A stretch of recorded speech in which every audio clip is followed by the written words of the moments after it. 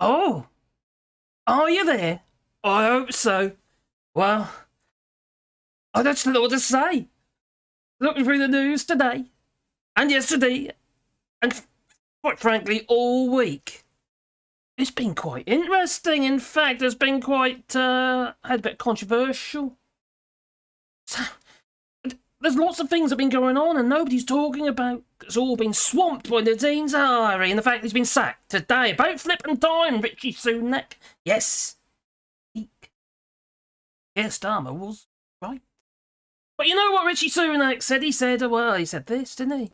I pledge that I will serve you with integrity and humility, and I will work day in, day out to deliver for the British people.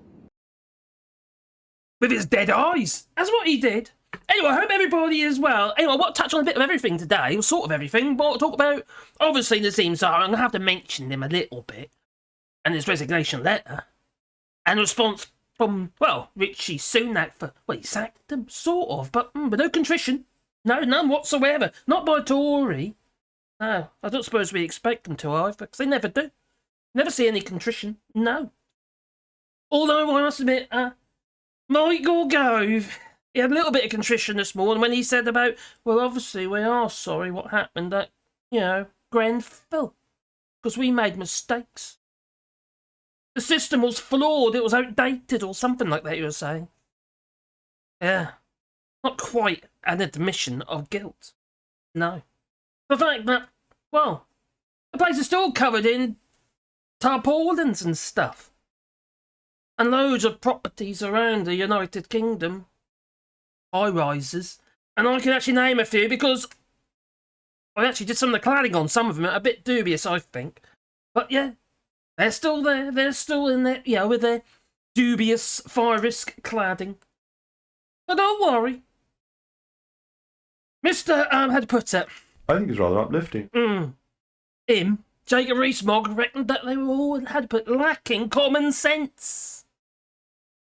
While those poor buggers were walking over the ashes of the poor dead bodies. These Tories are despicable. They're scumbags. Sorry to say it as I say it. 2 years ago, I might have said differently. I said, no, they can't be that bad. People keep telling me, yes, they are. And I'd say, no, to be silly. But they clearly were. And they've proved it again and again, just of late. Well, actually, for the last at least 13 odd years since they gained power. And yet, the likes of, well, Tony Blair, he gets all the script. He does. Corbyn, he gets all the script. And there's one controversy after another. Starting with Theresa May, really, then... Well, not starting with Theresa May. Start with the Tories. All of them. She didn't help, did she, with Windrush? No. Hostile environment and all that. And those billboards that were going around, side off, they were pretty much saying, we don't want you here, is what they were saying. Yeah. Lovely, aren't they, these Tories? Just like Priti Patel and her jet skis wanting to push back the poor old refugees. Asylum seekers, people trying to flee war. Rape, pillage and all that. No safe routes into the United Kingdom. Or should I say just United Kingdom? Or should I just say England? Because Scotland would welcome them with open arms. Because they understand that we need people. We're not making them anymore. No, I'm not going to get into the whole sperm thing again. No. But it's true. PFAS, chemicals and that. Forever chemicals. But no, I'm not going to get into that. No. Anyway, who we got here? To be rambling on. And I'm forgetting about the people who really matter. And that's obviously you. I know, good, eh? Yeah, okay. All right, oh, God. Do you know what I've done? I've got the chat. It's all the way over there. I'll tell you what I could do. I could actually see that. If I use the right mouse. Because I'm on the other computer over there as well, you see. Oh, yeah. Right, there you are. I'm on there as well. Oh, hello. And before anyone asks, no, I'm not drunk because I'm not drinking. I've got water. No, it's not vodka. Water. with some lemon in it, you see. And I got a coffee. No beer, no whiskey, no nothing else. No, nothing else at all. Because I'm on a diet. A keto diet, and you can't have sugars or carbs, so that pretty much cuts everything out. That's nice.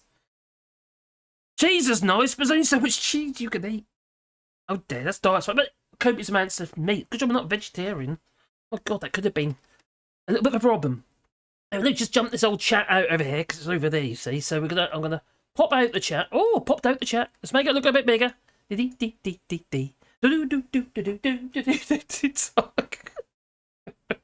Anyway, I hope everyone's well and having a lovely day. Oh, I get bigger so I can see it. I can see it, but all the way over there now. Oh, that's handy. Oh, that is a wrong mouse. Okay, it's a different computer, you see. So I'll put that one over there, and then I'll put that one over there. And we've got, how many people have got here at the minute? Oh, we've got 36 people. I've frightened them off already. Right. Okay, hello Mad Monk 33 and David, Drago, and Duke Vengeance, and Sir Laurie the Cat. Oh, make it stop, Marcus, with no beer. Ah! Oh, how long before Nadhim gets a job at GB News? But they're all heading over there now. GB News or Talk TV and all of that. I want to touch on that as well. Nadhim,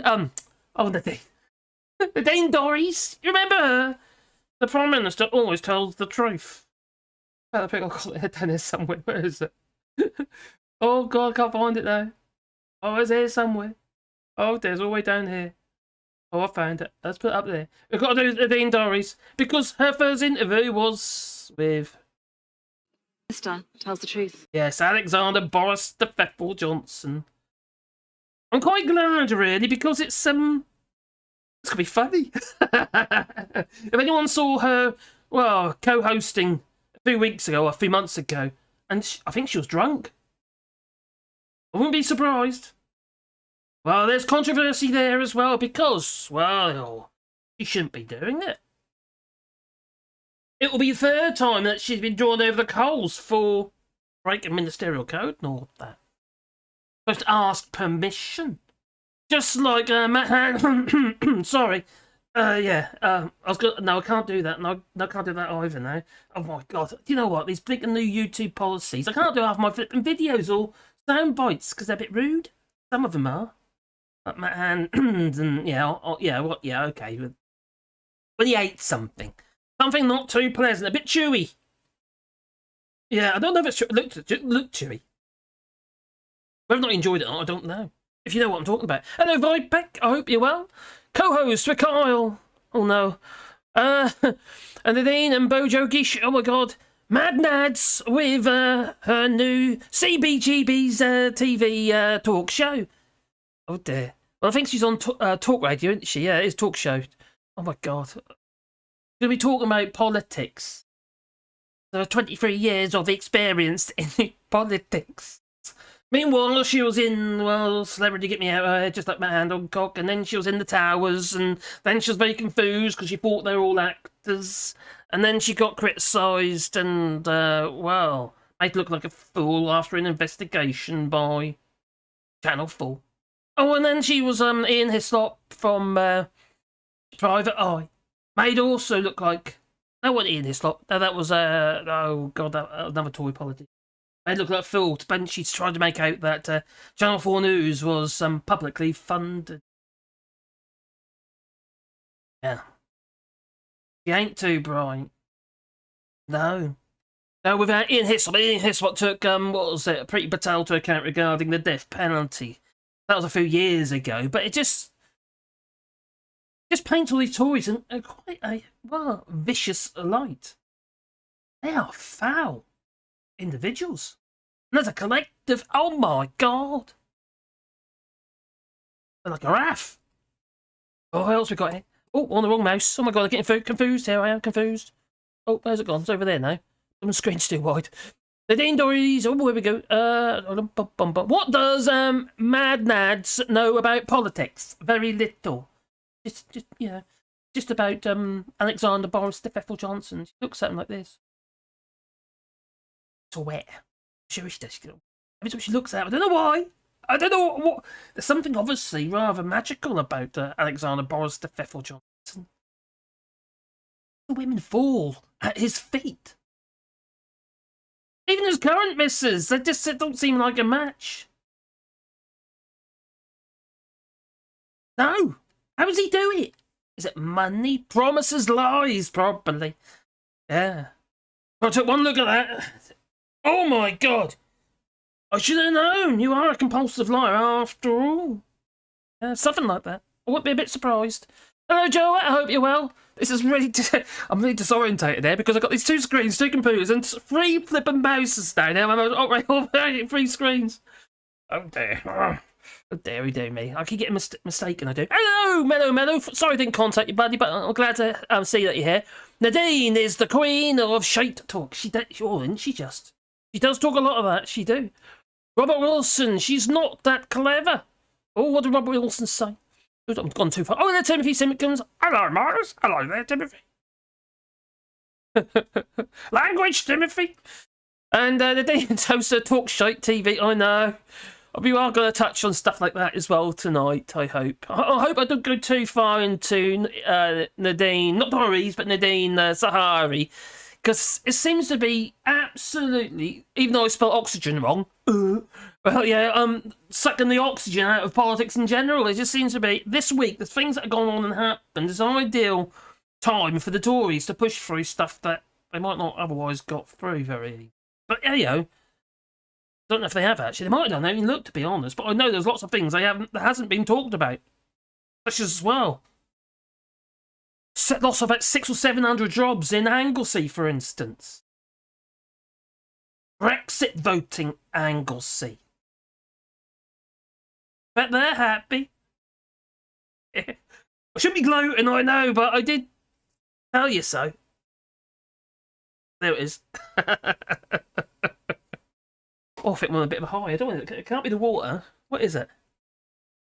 I've eaten copious amounts of cheese, and I've left the crusty bits there for my dogs. Yeah, it's Cantal Vert. So it's like, you know, really strong, old Cantal. Cheese. It's a bit like very strong cheddar, maybe. Not quite. Anyway, it's cheese. Because it's blooming diet, that one. I hope I can stick it out, because I really got to lose some weight. Getting too close to that, you know, that to the 100 mark. I was getting a bit frightening. Peeps, if your message does not appear, says MadMug33. If anyone knows he's got the spanner, he's a moderator. Oh, he's special. In a proper kind of special way. A Scottish special. Yeah. Well, peeps, if your message does not appear straight away, it's held for review. Yeah, so it might be reprimanded if you don't... okay. It isn't necessarily because I don't appreciate foul language or cussing or all that sort of stuff, but YouTube doesn't. No. I've already got 1 strike. Yes, they told me off last week, did YouTube. Took down one of my videos. It's such a flippin' old video. The problem is I did a lot of videos like that and I haven't found those ones yet, but if I get another strike, they'll take me off for a week. If I get another one, there's probably about... I've been going through them. There's 3,000, nearly 3,000 videos on this channel. How the hell am I going to find all the bad ones? Delete them, I suppose. Just got to delete the whole lot. I suppose they're old. They're not doing any views. I might have to. I could be cancelled. It's like cancel culture. That's what it is. I need to get a job on GB News. That's what I need to do. Because it's cancel culture. Maybe I'll go on with, what was that? Neil Oliver geezer. Oh my God, what the hell is he on about? He's like a fat Jesus. That's what he is. Oh dear, well, I don't know what to say, I really don't. I wonder if Larry the cat is going to ditch Richie. Oh. Enough of this lot. Go wait till Labour gets in. It's a foregone conclusion. I know I said it earlier in the video today, you know, it's... what choice is there? Really? I can't see any choices, to be honest. And they're lapping it up at the moment, aren't they? They really are lapping up the polls. Do you reckon that's why Nadine Zahari sold YouGov? Because he got too flippin' depressed. That's what I reckon. He got so flippin' depressed that his own Tory polling service, YouGov, was faring too much towards Labour. I reckon he got all depressed. Sold it. That's what I reckon. 27 million odd squid. Well, at least that was his share of it. Yeah. 27 million pounds for Poland. But it was quite a hard job, really, I suppose. But, yeah. Fair dues to the geese. He built up a business. Or somebody did on his behalf. He founded it. The only problem there is he decided to keep the money. The taxpayers' money. Your money. That's what he did. Oh, the little scumbag he is. Oh, Robert Wilson. She is as thick as King Kong's first dump of the day. Obviously, that's referring to the Nadhim Tories. Oh my God. How are these people? In power. Safe seats. That's what it is. But the problem is now those seats are no longer safe. Oh my God, I've got some more news for you about Alexander Boris the Pfeffel Johnson. There's another possibility. Yes. Oh, we might be seeing more of him. There's too much of him as it is. Bigger than me. Blimey. Oh, when your enemy is making a mistake, don't interrupt them. Well, that's actually something that I found quite interesting. I mentioned it in a video today. Marina Perkas of Byline Times, and she's a journalist. Quite attractive. Don't tell the missus. Well, she's quite attractive as well. But she's she said, I'm sick and tired of the right wing just giving me a hard time, words to that effect, and us on the left. As soon as we say anything, they want to shout us down and say it's freedom of speech or something or other. But they can say whatever they like. They reckon that she's a champagne socialist. Or something, but I don't give a damn. The fact of the matter is, she's doing a good job, I think. Truth to power and all that. And yes, she does sound a bit kind of posh. So what? I don't care. As long as you've got some goodness inside you, that's all that really flipping matters. She reckons, though. She said that maybe us on the left should not be silenced. She referring to me? Obviously not. Because I've got a big mouth. I can't help it. I just blurt. And they don't like me for it. The Brexiters. Including my wife's uncle. I told him he's a plonker. I've mentioned this before. I think I told you the story before. I thought I liked him before. He seemed okay. I realised he's obviously a racist. And now I hate him. Sorry. I can't help it. No, I can't feel any kind of, how to put it, sympathy for those who put the cross in the wrong box. Sympathy? That's the wrong word, isn't it? Oh, what is the word? I'll think of it in a minute. But yeah, he decided he's going to vote to leave the European Union because he reckons, that's what he said at the time, while he was working for Anglican Windows, that it's because of the Polish coming over here, taking our jobs. Coming over here, taking our jobs and our women. It's why I had to work Saturdays. That was why he voted to leave the European Union. That was it. That was his only argument. Because I had to work Saturdays. Because they would. So I'm going to have to. I was like a lose my job. It wasn't as simple as that. No. He didn't have to work Saturday. But that was his fare. He thought he was going to have to work Saturday. He likes his Saturdays, you see. And now look at the mess they're in. When I was on Ginger Island with Graham Hughes, I remember him, not Ginger Guy, I'm trying to mimic him at the moment. If I put, if I put my, it is over here. This is my impression. I'll give you an impression of Graham Hughes. Ginger with a cowboy hat. In this case, Aussie hat. But yeah, and I was on Ginger Island with Graham Hughes. Getting bit to pieces by these like teacher things that come out and sort of like, first thing in the morning, and just as the sun comes down and just bite the hell out of you, and your legs blow up with little tiny blisters. Pleasant. And you're stranded on this island because they don't even have a boat or helicopter or anything. Got a helipad. On Ginger Island, there's a helipad. Little tiny island, but it's got a helipad, but no helicopter. Water around the island, as it's an island, you see, it's normal, yeah. But it hasn't got a boat. Hey, while I was on there, well, this particular uncle was visiting while I was in the Caribbean with Graham Hughes on Ginger Island. Well, he said, Caroline, and to father-in-law, because he was also there, and he didn't vote to leave the European Union. Thought it was stupid. Well, he said, well, he was like, there's all his problems we got in the United Kingdom at the time. That's the not argument, that was the conversation at the dinner table. And my father-in-law never usually says anything at all. He's usually stum. Barely get a squeak out of the bloke. Really, well, you shouldn't have voted to leave the European Union, he pipes up. Well, Uncle Dick, oh, I said his name. Oh, I might as well carry on, because I said that. Uncle Dick, he says, I know, I didn't actually understand. I didn't actually know what his actual words. I did not know what I was voting for. You still voted for it, you plonker. You voted for it because you didn't want to work Saturday. You scummed everybody because you didn't want to work Saturdays. 700 jobs lost. Another 700 jobs lost, that is. In Anglesey. You know, the Holyhead is, where lots of Brexiters are. I mean, serious, hardcore Brexiters. Haters, they are. Marina Perkins was saying that we need to be open and speak our minds to these people. We've got to tell them what we think and the truth. Tell them the truth. Kill them with kindness is what she was saying. And I kind of get that to a way, because when I was working in the United Kingdom and maybe I parked in somebody else's driveway while I was actually, you know, doing a brickweave drive in their neighbours. They'd be out all day, you see. Anyway, I was parked in their driveway. And they come home. All angry they were. All angry at me. Oh my God. It kind of proves, this does, Marina Perkins' point. I knew who they were. As soon as I got out of the car, I walked straight to them.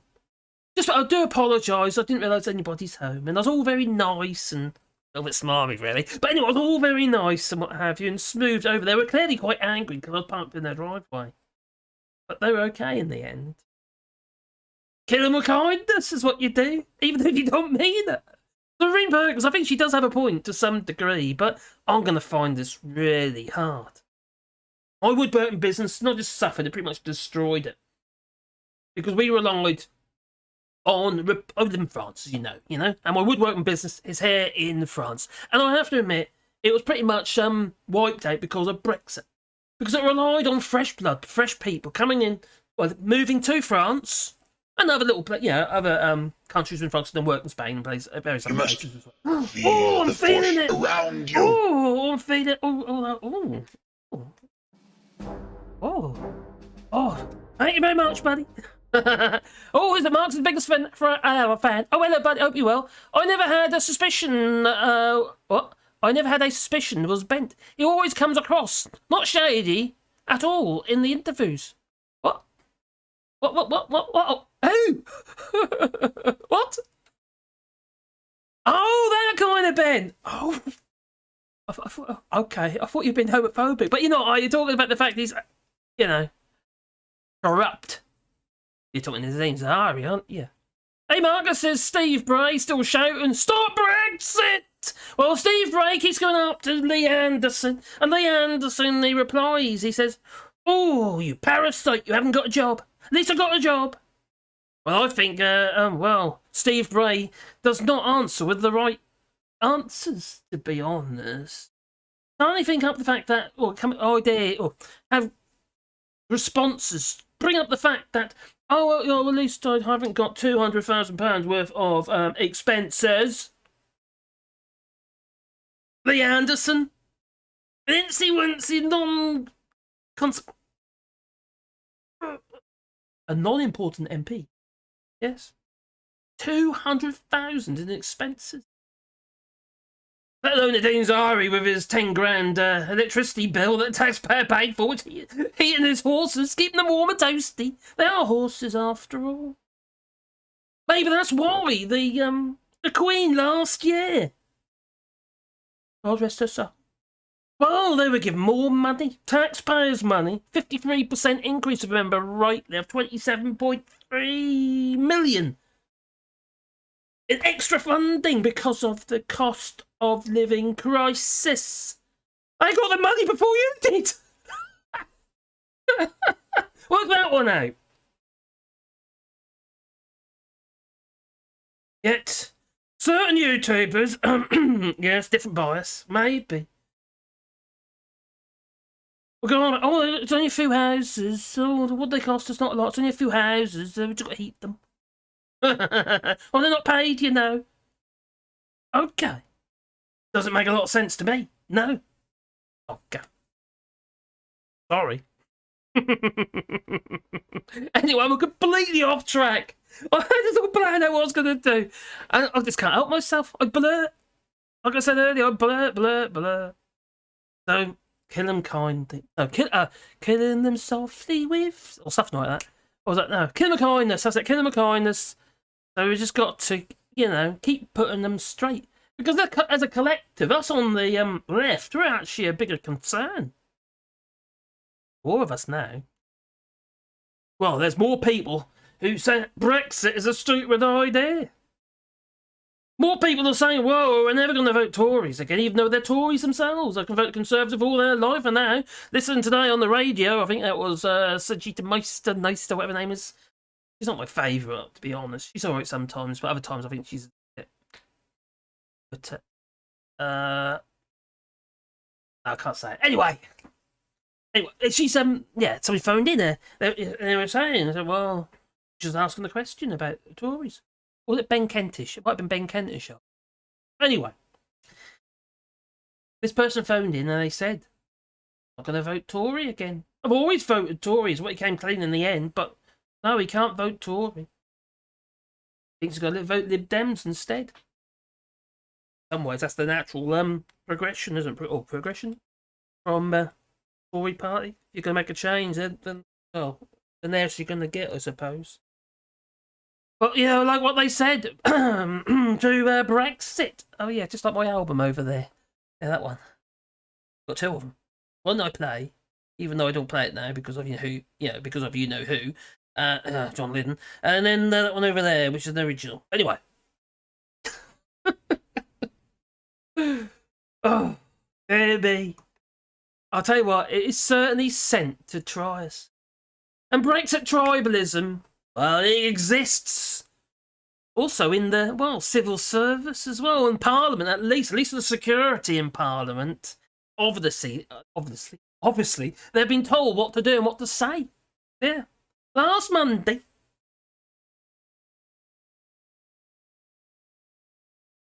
Oh, I got a pip. Oh, lovely. Last Monday. Oh, it's not vodka. Last Monday, one visitor, by invitation to an open mental health expo, an exposition. Yeah. A retired social worker she is. Well, she's... I didn't like it because she turned up with her laptop. And on the corner of her laptop, you know, people buy stickers, stick on their laptops, don't they, and stuff, you see. Oh, it said... Stop Brexit! On this sticker. Well, they stopped her when they were checking through her stuff, because obviously they scan everything before you can get into Parliament, you see. But they don't scan the likes of, Nadhim Tory, well, actually all of them. Yeah. Like a corruption scanner or something like that. Yeah, a corruptadar. Well, I don't know. Well, she turned up, they went through all their stuff, took one look at this laptop and said, no, you're not coming in with that laptop. Because it had a sticker on it. They consider it political. If it said, oh, I love Boris or something, I'll bring back Boris or something like that, I'm sure they'd have said nothing at all. But because it said, well, stop Brexit. Oh. They told her to remove the sticker. In fact, when she was struggling to peel it off, it wouldn't come off. They said, use your fingernails. That's what they told her. Use your fingernails. She said, I can't. It's been on there for too long. It won't come off. So after a bit of conversation, a bit of conflab between the security personnel, they decided, oh, I've got an idea. The light bulb, it went bing on top of their heads, it did. Yeah, they decided that, let's go get some tape. So they went and got some masking tape and splattered it all over her laptop to hide up this sticker. Yeah. I think that... So, she was told it was an offensive slogan. That's what she was told. Well, it was a mental health expo. Well, quite frankly, I think she was in the right place. Because those Tories, they clearly have a screw loose. Sorry. Say it as I say it. So, now we've got the likes of. Oh my! Just check. Let me. Tell you what. I'm just going to check the Yeah, I'm just going to check the chat.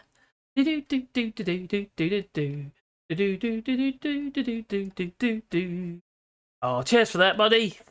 You do. If you want to support the channel, there is obviously the what's it down below, the super chatty thing. Also, there is a Patreon or buys a coffee then in the description as well. Oh, scroll back up. Oh, what we saying? Oh, sorry, I was away for a few seconds. Oh, Brian, how dare you?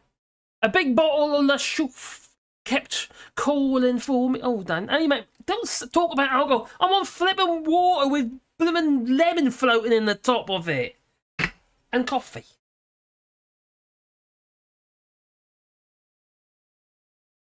See, I saw you using them, buddy.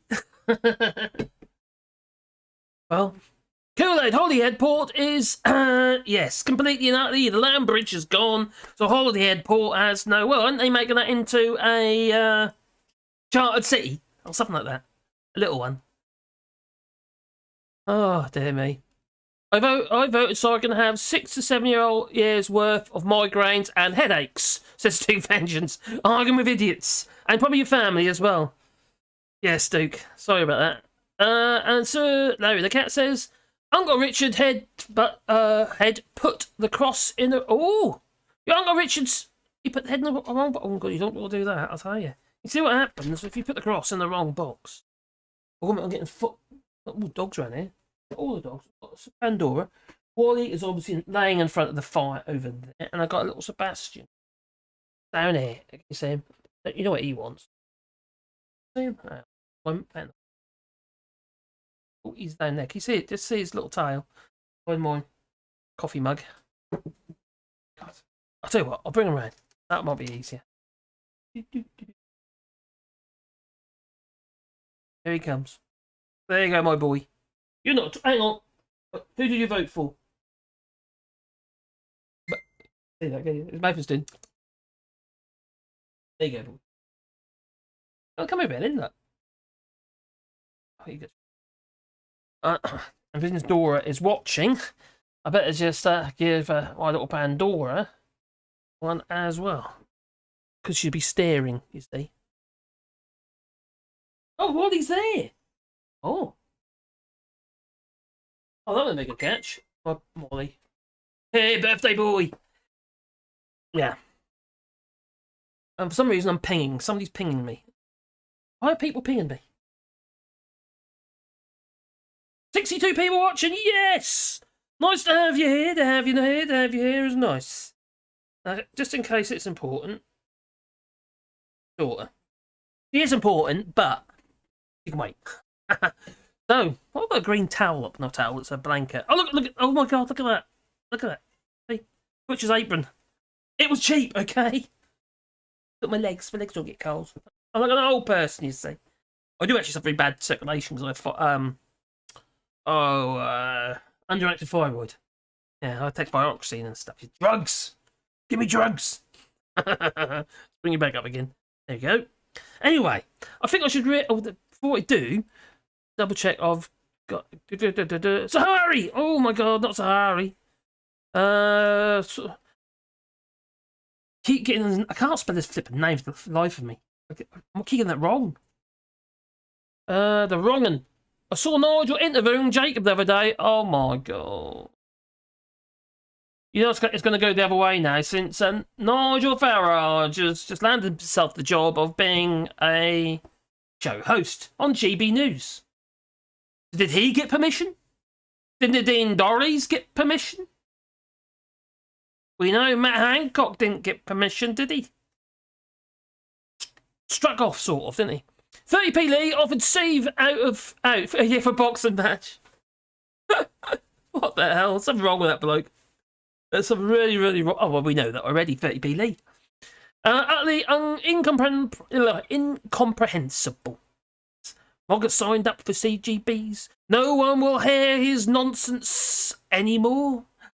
Ah, thank God for that. There's a load of other right-wing nut jobs. Although, I have to admit, I do watch the clips. I don't watch the GB News or Talk Radio. All the clips that come up, I have to watch them because they're just so ridiculous. They're just hilarious. These people! There's something not quite right there. I don't mean to demean, obviously, mental health conditions, because I suffer a little bit of depression and stuff like that as well, but these people are just crazy.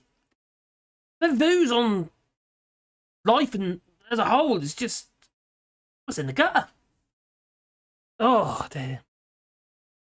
Duke Vengeance says, Squire, I need more paracetamol. Oh, dear. You're right, buddy. Boris Johnson and Trump can't play golf together. Boris Johnson got confused and brought a baseball bat. Oh, I won't be a bit surprised, but also, mellow. Well, Boris Johnson's more interested in playing tennis with Russians for 40-odd thousand pounds a pop. Yeah. A whole lot of them all been at that party with Lebedev, weren't they? Including Elton John and various others. Robbie Williams was there.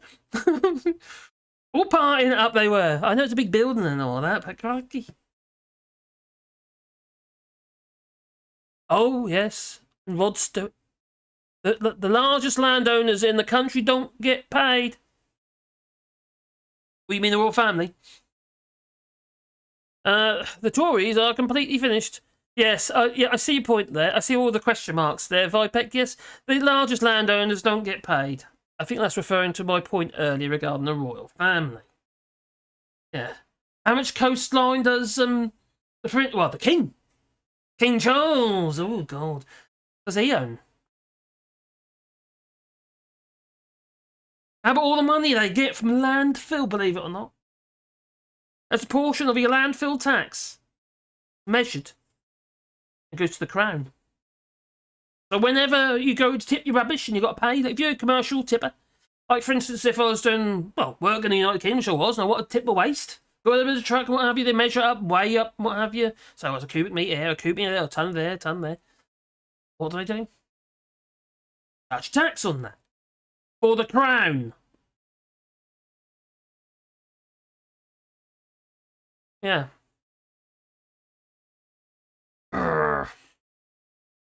Oh, we've got a Daily Blase. Hello there, number 3. I hope you're well, my friend. And Tommy Gunn, evening, Larry, and Mad Monk 33 says, and Brian, that's a fair point. Oh, says Brian. Brian, what does Brian say? Brian. Oh, Nanny's permission doesn't... Okay. Bitty! No, Little Britain? Bitty? Oh, okay, maybe not. Well, that's just a bit more like American Pie, that was, wasn't it? I've got the wrong mouse again. Scroll down. Daily Blase, you beautiful beast. Oh, hard. There's Mark's biggest fan. I've got a fan, you know. Oh, long time no speak. Hope you're all good, says Chris Murphy. Hope you are. Paul C, hello there, my friend. Both Nadine and Reese Smug in Helga's Helga's Nazi costume, including black stockings. Ooh. I know. Oh. I'll tell you what, though. I've actually got the Audible for Spare. I wouldn't normally read anything to do with the royal family, but I have to admit, considering he's on, against the royal family, it seems at the moment, I thought, well, I'm going to have to listen to this, and I couldn't bear reading it, so I just done the Audible. And so I've got the Audible, and me and Mrs. has been listening to it. We've done about 3 hours of it so far. It's actually really good, and he narrates it himself. Prince Harry, or Harold, narrates his book himself, which I thought was pretty good. And it's I have to admit, he is very good at it. Yeah. So I'm enjoying it a lot more. I thought I was going to have to really suffer it. Some bits a little bit of suffering, especially because about hunting and stuff. I'm not really into that. And but I have to admit, he is actually quite easy to listen to. That I was pleasantly surprised. And it's actually quite shocking as well, some of the stuff. You can see where it's leading, where it's heading. So it sort of grasping makes you want to carry on reading. So there's definitely more to it than we are told. The Crown Estate is owed money by Elon Musk. Oh, that pesky Elon Musk. Well, he's going on about, oh, look how great it is at the moment. Our shares are going up because we're selling more cars. That's only because you flipping well gazumped all the other Tesla car owners who already just bought your cars, and you reduced the price on average around 12 to 15,000 per car. They're not very happy because they just obviously lost a hell of a lot of money on the value of their cars. So no wonder your actual share value has gone up if you got more sales because you gazumped everybody. So, Boris, hang on, have I gone too far? No, not quite. Hello, Jasper. I hope you're well, my friend. Bano Deliverance. Yes, they do. I used to dump commercial house closures and crown taxes factored in. Yep. Hey, check for the confirmation there, my Vipeg. My Vipeg. I'm not trying to show that the ownership there, buddy. Okay. Bit of a weird thing to say, my Vipeg. Anyway, Vipeg. Yeah, so he's confirming that about... This was quite a long while ago for me, because obviously I've been in France for quite a long while now. And, about 12 years, 13 years, a long while, since 2009. So, yes, he's just confirming that the Crown gets a portion of the money from landfill. That'll be all landfill. Even domestic landfill, as in, if any landfill from... your bin collections, that's what I'm trying to say. And the thing about the bin collections is, when I was in the United Kingdom, I think I might have mentioned this before, but we recycle here. It's common to recycle here in France and many other countries here in the EU. It's just what you do. All your bottles, your cans, all that stuff, your bin men don't collect it. It doesn't take that away. You have to go and take that to your recycling centre, and you get rid of it there. Fair enough, great idea. And we got used to it now, and that's kind of what we do anyway. But in the United Kingdom, with your recycling bins and what have you, when I was back in England and we were doing work, what have you, and because I used to do a lot of work for the councils, for building regulation approval and all that sort of stuff. Even used to do surveys and stuff for them as well. We got with drone work with infrared cameras and stuff. And anyway, we used to do a lot of work for the councils, so we did conflab with a lot of the people working. Doing the bins, basically, and having jobs as well. This is North City Council. But a lot of the stuff, and also Broadland. I don't know about others, but they're the two I do know about. Well, on a Friday, they had to have an empty truck. And if they didn't manage to process the recycling in time, it just went into landfill. So there you are, organising all your recycling, put into the recycling bins, and when it comes down to it isn't getting recycled anyway, it's just going into landfill. Because they didn't want to pay any overtime. And they had to have a clear truck for the following Monday. That's pretty much what was happening when I was in England. In Norfolk. We grow potatoes. And sugar beet. Carrots and stuff. It's flat, you see. It's really easy to grow there. Good soil, or it used to be. I just had to laugh at the expert saying at the expert saying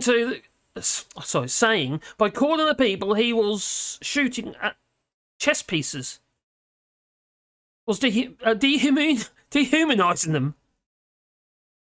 What? I'm really confused now. Geez, that was the way I was trained. I wasn't shoot the guy on the left. What? I'm really confused now. Have I missed something here? What, boy? Hey, my boy. Often. This condition is. Don't know about Scotland. The King of Scots, not Scotland. And how are those free ports doing? Well, they're starting, haven't they? We have got free ports in the United Kingdom now. It's all gone to franchises, hasn't it?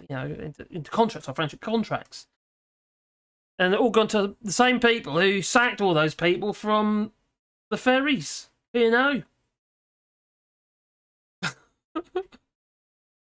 really can't make this stuff up, can you? You really can't. Anyway, I still haven't even touched on what I was planning to do today. I've just been jabbering along, haven't I? Jabber, jabber, jabber, jabber, jabber. We've got 57 people here though. 57 people. So let's get rid of that. Right. I want to do a little bit of Nadhim Zahawi and his letters. Not letters, because that was Liz Truss. Yes. Okay. I don't do it. No, I'm not going to do it. No. Yes, I am. That is a disgrace. Uncomfortable silence. The hell's she thinking?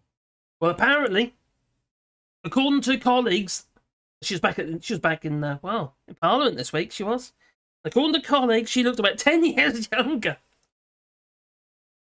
She's washed the old lettuce off, but she looks 10 years younger. She does, apparently. The pressures of messing up. But how can people forgive her for what she's done? Cost the country an absolute fortune, about 40 odd billion or whatever. I think it was about 40 odd billion, wasn't it? Huge amount of money. The country's in such a dire way. Oh God. Whatever next though. It's like a pantomime, this government. Just one scandal after another. It's like we're getting used to it. It's like we're acclimatising to the scandals. One after the flipping other. Every day there's something new. And even scandals have been dead-catted by other scandals. How does that work? You tell me. I got a clue. One controversial story overlaps the next. Meanwhile, people are losing their jobs. People can't feed their families. They can't put electric in the meter. Yet the likes of the king and the so-called queen-ish, his lover, well, they got an extra 27.3 million last year. Do we want to talk about that sort of stuff? Seems to me that people they've got such a short memory. Because we got so swamped, because there's so much out there now, there's so much controversy. We're absolutely swamped. And nothing really surprises us anymore when it should.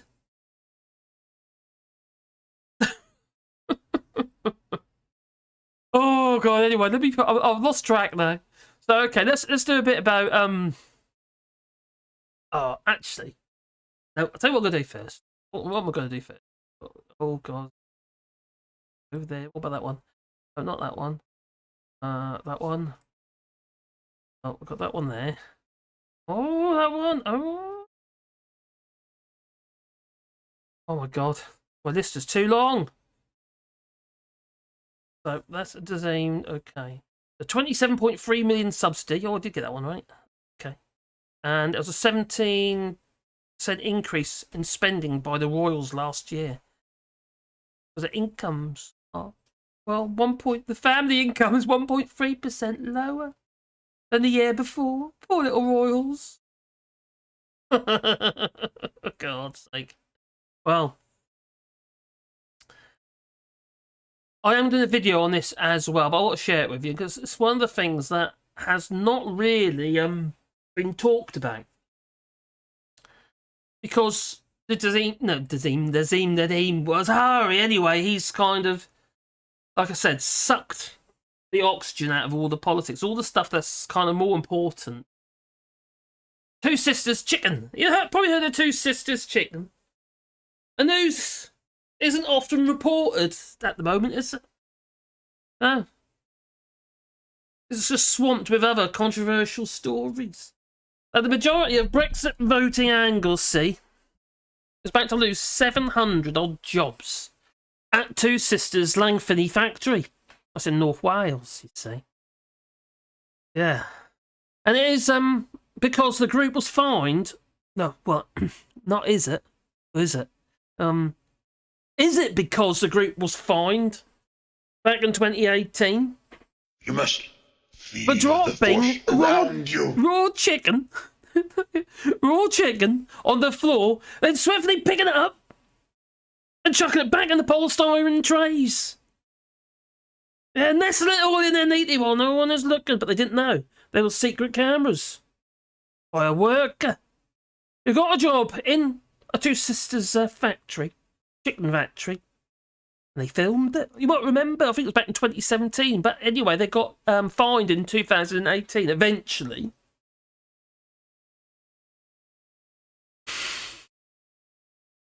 And then they were, they filmed again, weren't they? They were redating the chicken in its trays. Oh, that date's not very good. Ain't gone out yet. We'll change the label, redate it. And then there was the fact that was one of the things they got fined for. Another thing they got fined for was the fact that they were sending off their tests, which they have to do for salmonella. Because that poisonous, you see, makes you ill, give you the trots and stuff. It make you very ill, in fact. But they were taking samples from areas of the bird, such as the flesh, that don't necessarily get affected by the salmonella. It's usually on the surface of the bird because it's contact and stuff, you see. So the first place it will be is on the skin, and they're supposed to send the skin for testing, but they weren't. Breaking the rules there, they were. Those old flesh samples instead of the skin sample. Like, what is it? Dr. Evil and, who's the other arch nemesis? The one with the roller skates. And they go! Him on roller skates. In Austin Powers. And the skin falls off. He keeps eating it. He's in a little box and eats. Yeah, a bit weird. Anyway. No. So that's not the reason. No. This company actually admits that Brexit has caused them quite a bit of a problem. That's why they're pretty much losing their jobs. It's because they can't get labour. Yeah. They get all the stupid people. Sorry to say it as I say it.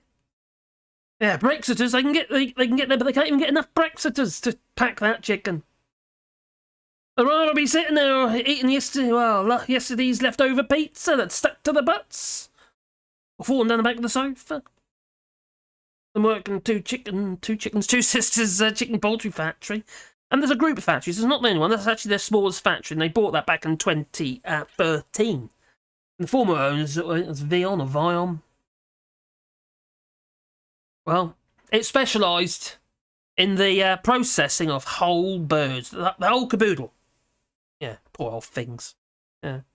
For business to business, models went to the shops and the stores and stuff like that, rather than just retail customers. So I got the factories and all that sort of place as well. Be reprocessed yet again. And is one of the smallest factories in that manufacturing, in their state or factories. Well, Two Sisters invested around £5 million when they took it over, plant and machinery. They say in labour and that as well, employee benefits and stuff like that.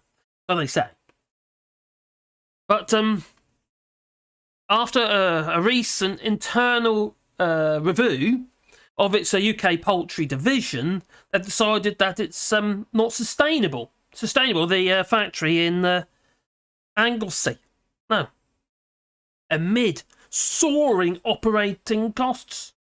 And yes, the government will hand out taxpayers' money, remember that. 27.3 million of taxpayers' money to the royal family who live in a lap of luxury.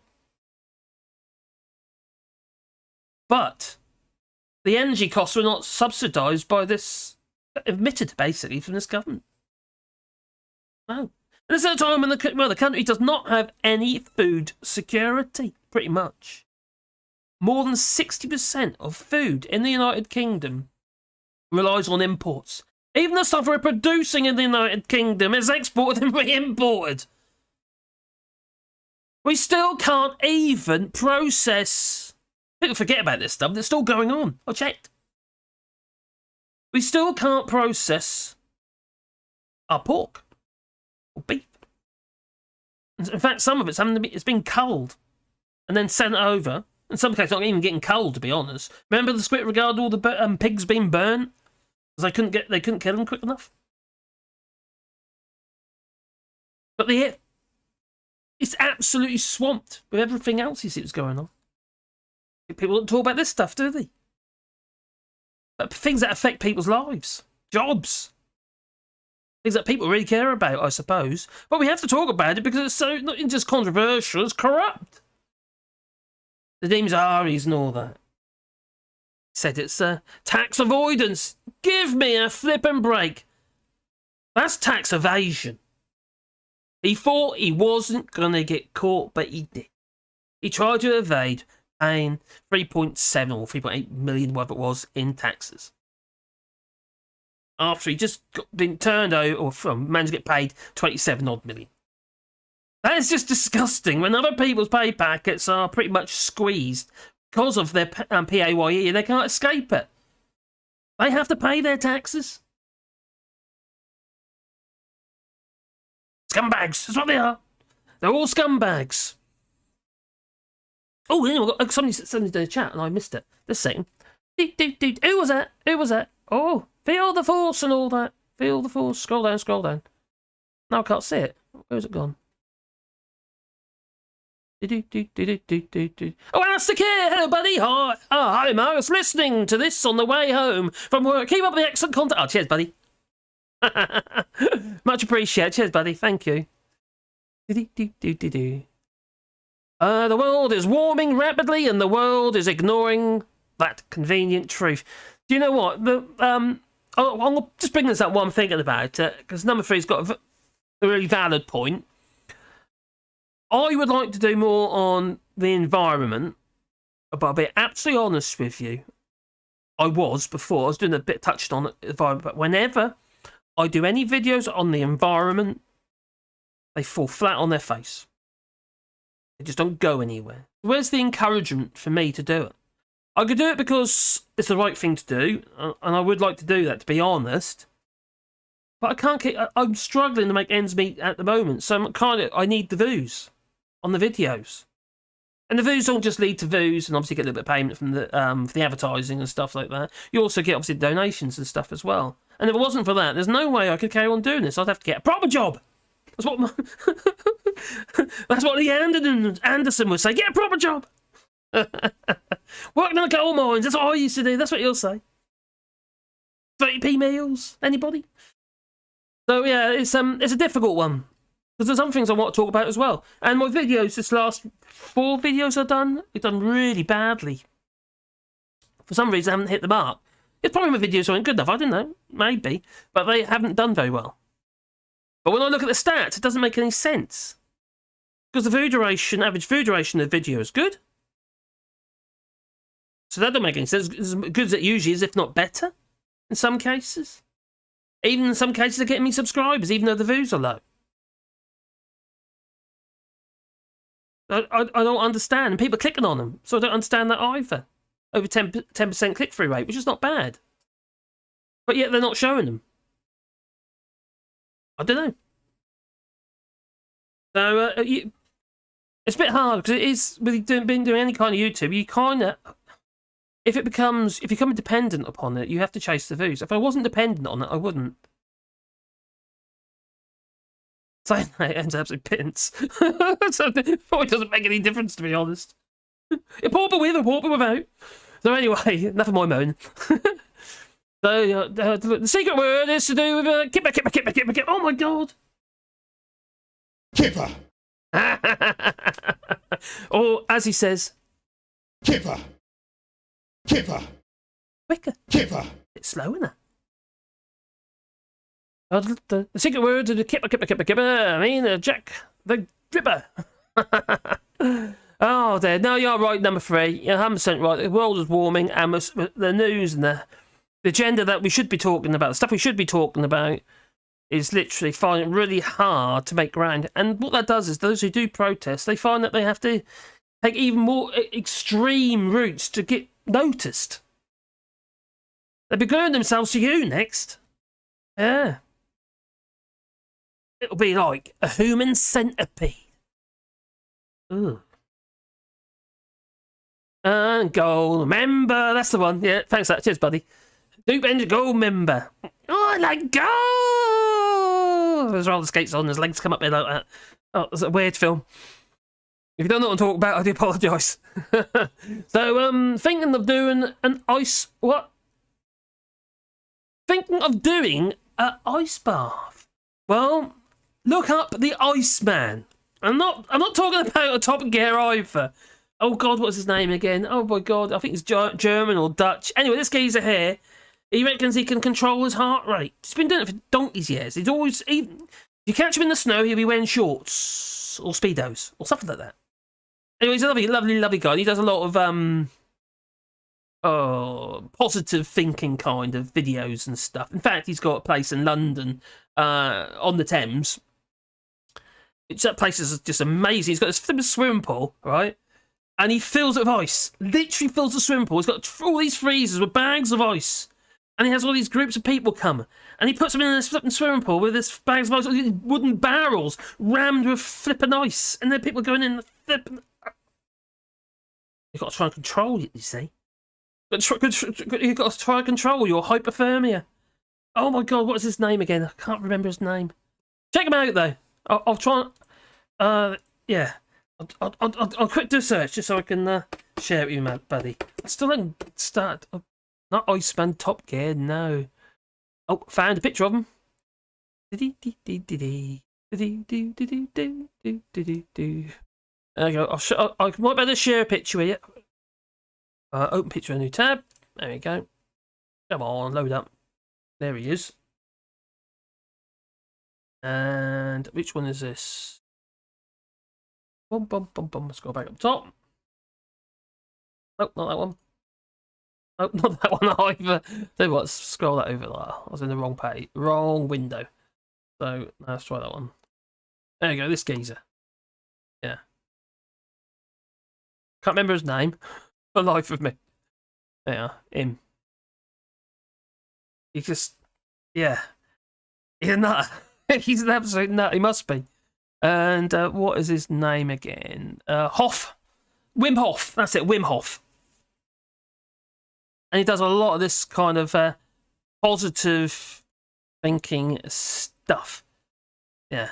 It's a bit crazy. Anyway, it's enough of him. God's sake. Yeah. But I follow, he's on YouTube as well, so I do follow him on YouTube. He's actually a really lovely geezer. He seems to be, anyway. He just wants to freeze the hell out of you. I think they're doing noise buffs, says Jasper, so there you go. Wim Hof. Do that, buddy. Well, some of us still care. Well, that's the hard thing, isn't it? It's I'm quite happy to mock and tell you I told you so and stuff, but I actually want things to turn around. I'm absolutely honest with you. I want things to change. I want a positive outcome. I've accepted that Brexit has happened. I haven't accepted it's actually got Brexit done, because that certainly is You not. got an oven-ready deal. Put it in the microwave. Yeah, what a lie that was. And no, because it's just fibs, loads of flipping flibs. Oh, just come back here, you. Welcome to my mouse, by the way. Gives us some hope. Tommy Gunn says, "Oh, nobody gives in." No, but sometimes people don't. No. Especially regarding the environment, some people just deniers, yeah, climate deniers. Durango this month paid 180 cash plus 67 voucher in electricity and so. My God, yeah. No, we're struggling to heat our house, but it's because it's an old farmhouse, old French farmhouse. It's quite hard to heat anyway, and we're trying not to spend a fortune on it. So we're wrapping up more. That's what we're doing. We have to. It's just costs an absolute fortune otherwise. Counter got stuck. Seems to have got 59 at the moment, buddy. Update during the stream. Only when you break connection it gets updated. Oh, I see. Interesting. I was supposed to get my new internet last week. Yeah, last Tuesday it was supposed to be installed. I was getting all excited about it. They turned up. So at least they turned up. They went to go and start the job, they couldn't because there's a flipping tree in the way. So one minute they're saying, well, we might have to get somebody in to cut the tree. They've got their person, they do all that. We've got to go with a cherry picker stuck on the back of a lorry. But then they decided they're going to put the wire above the tree. So they're going to bring it up and over. Which was fine. But they were supposed to come Wednesday, and then they said Thursday, and then they didn't turn up, and apparently if it wasn't going to be Thursday, it was going to be Friday. And it still isn't done, so oh dear. So I don't know when at the moment. Hopefully this week we'll get our super fast internet. Anyway, gives us a whole hope. Scroll down. Lefty Boater says, I'm not entitled to the £400 energy bill scheme until the end of February. Because it's a boat. Until the end of February. Well, okay. Hello, Conservative. How are you, buddy? Popping up out of the wood there, I see. Long time no see, he says. Oh, not at all, but, not everybody will listen to me. You tell that by my views, buddy. I really, No, I thought I was doing okay. I was doing one video a day, and everything's looking quite, I was doing okay. Okay, it's not a huge amount of views, but it was okay. And the last three or four videos I've done have been dire again. I don't know what I'm doing wrong. I'm doing something wrong, but I can't work it out.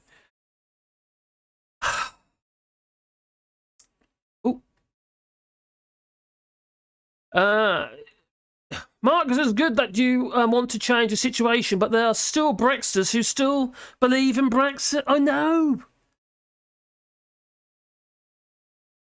How come? When the people such as, oh God, who was it again? Like the two sisters. When they're saying, well, sorry, we can't get the workers to do the work. So we're going to end up sacking 700 employees. Well, some of them are going to be relocated.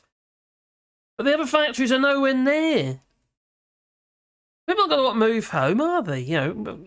Necessarily, are they? If they made their life there, well, the other fellow Brexiters in Anglesey, they're not going to decide, we're going to move down into the Midlands or something. Unlikely. Unless they get forced to. Some people may have to, I don't know. Got the choice. But there are job opportunities out there in the United Kingdom because we don't have enough people in the United Kingdom. Businesses are suffering in the United Kingdom because they can't get the people, but it is pushing wages up. There's no getting away from that, I agree. That's a fact, isn't it? Plumbers, builders, carpenters, joiners. There's no one to take their jobs at all. No. You know all those Polish coming over here. Coming over here, taking our jobs and our women. Yeah, all them coming over here, taking our... Well, there's none of them anymore. But the fact of the matter is, the actual construction firms can't function properly either. No visa scheme is going to save this problem. Because the kind of people who be coming for those sort of jobs are not seasonal workers. Visas are only going to... If they're going to do anything, it'll only really be for the seasonal workers. Given a builder... one description on there, whether it be a plumber, woodworker or some sort of construction worker. A 6-month contract to come over and work is not going to cut the mustard. Because there's plenty of work in the EU, also paying good money. Why would you do it? Especially if you've got families, And if you know you're going to get treated like mucks. But you can imagine it, someone coming over. Jobs and our women from the EU going to a Brexit area such as Anglesey. Maybe that's what they thought. Well, there's no point in us trying to bring people over. They're not going to come to Brexit City or Brexit region, Holyhead, and all that. No, they're not going to do it, are they? So, the United Kingdom does not have any food security. We lost around about... Well, we're relying on about at least 60% of our food coming into the United Kingdom, and that food that we think is coming from the United Kingdom is not. What we packaged in the United Kingdom, in some cases, is not even that. We're importing so much food. Does anyone notice how quickly your food, soon as you get out of the packet, get it home, out the fridge, just goes off. Starts rotting straight away. It's almost like you should start eating it on the way home. Munching on the raw cabbage or something, or maybe that lettuce. Obviously, you eat that raw anyway, so it's not really a problem, but you don't want to wait for this Truss's lettuce. No. Well, to be fair, it outlasted Liz Truss, didn't it? So, this particular company has also been hit by, obviously, the energy crisis. Brexit blocking skilled workers from the EU. But where is the government in all of this? Well, companies are failing. balance the books. The poultry sector is completely and utterly overlooked by the government regarding the energy and trade intensive industries ET2 scheme. Well, it's not ET2, it's the ETII scheme. Energy and trade intensive industries. I'll get there in a minute. Well, no, they said no to them, to the poultry industry. A month later, they say, well, I'm sorry, we're going to shut up shop. Now, when these 700-odd workers, as a majority, voted for Brexit, the same people that fell for Alexander Boris Steffel Johnson's strap lines. No, that's the women, that is. Yeah, it'll get Brexit done. Oh my God, there we go. Let's get Brexit done. And it's oven-ready deal. We got an oven-ready deal. Put it in the But it microwave. doesn't even end there. Thousands of firms are going to go bust if they don't have this energy bailout. Oh, well, energy bailout, the taxpayers paying, and that's you, not the Tories, no. But let's be honest. Two Sisters woes is not just energy-driven. Since back in, well, 2021, because on some reports of this, they don't mention Brexit at all, and some they do. But back in 2021, they reported a loss of £95.5 million. Yeah. Before Brexit was actually really coming to fruition. At the end of the transition period, that is. And also it's before the energy crisis. And then there's a war in Ukraine. Before that. The fact that obviously with Brexit, it blocked skilled workers because they weren't coming from 2016. They pretty much said, no, bugger that. Racists. Well, at least that was the perception. That's not true. We know that, obviously. But there are plenty. And they're the ones who shout the loudest. And that's what Marina Purkis was saying. That we need to start shouting louder. But only tell the truth. The problem with lies is that you get caught out with lies, you see. And that's what Nadhim Zahari's finding out. Because he lied to the people. He lied in Parliament. He's just a liar. Well, so is Alexander Boris Steffel Johnson. But we might be seeing more of him soon. I'll get into that in a moment. God's sake. Oh yeah, so Brexit. Like all these, I keep bringing this up several times in a lot of my videos. When there's a problem, I'll bring up the fact that it was Brexit, not necessarily the pandemic or the war in Ukraine or stuff like that. Although they do play a part, obviously they do. I'm not arguing that, but you can't just say, okay, well we said these two, but we're not going to say that, knowing full well it is weighing heavy on industry and business and making life a lot harder for industry and business. And many people, even those who voted for Brexit now, are understanding and realising that and deciding that maybe that wasn't a great idea. No. There was no sunny uplands. No. And there certainly is no. They're now British fish, and they're better and happier fish for it. Oh, no, they're not. They're swimming in poo. Even our champion windsurfers are running off to Tenerife. Sarah Jackson. Anyway, she's a silver medalist, world silver medalist. She says, no, it's too unhealthy. Everyone's getting sick. The group, the charity, the organisation, Surfers Against Sewerage are working very hard.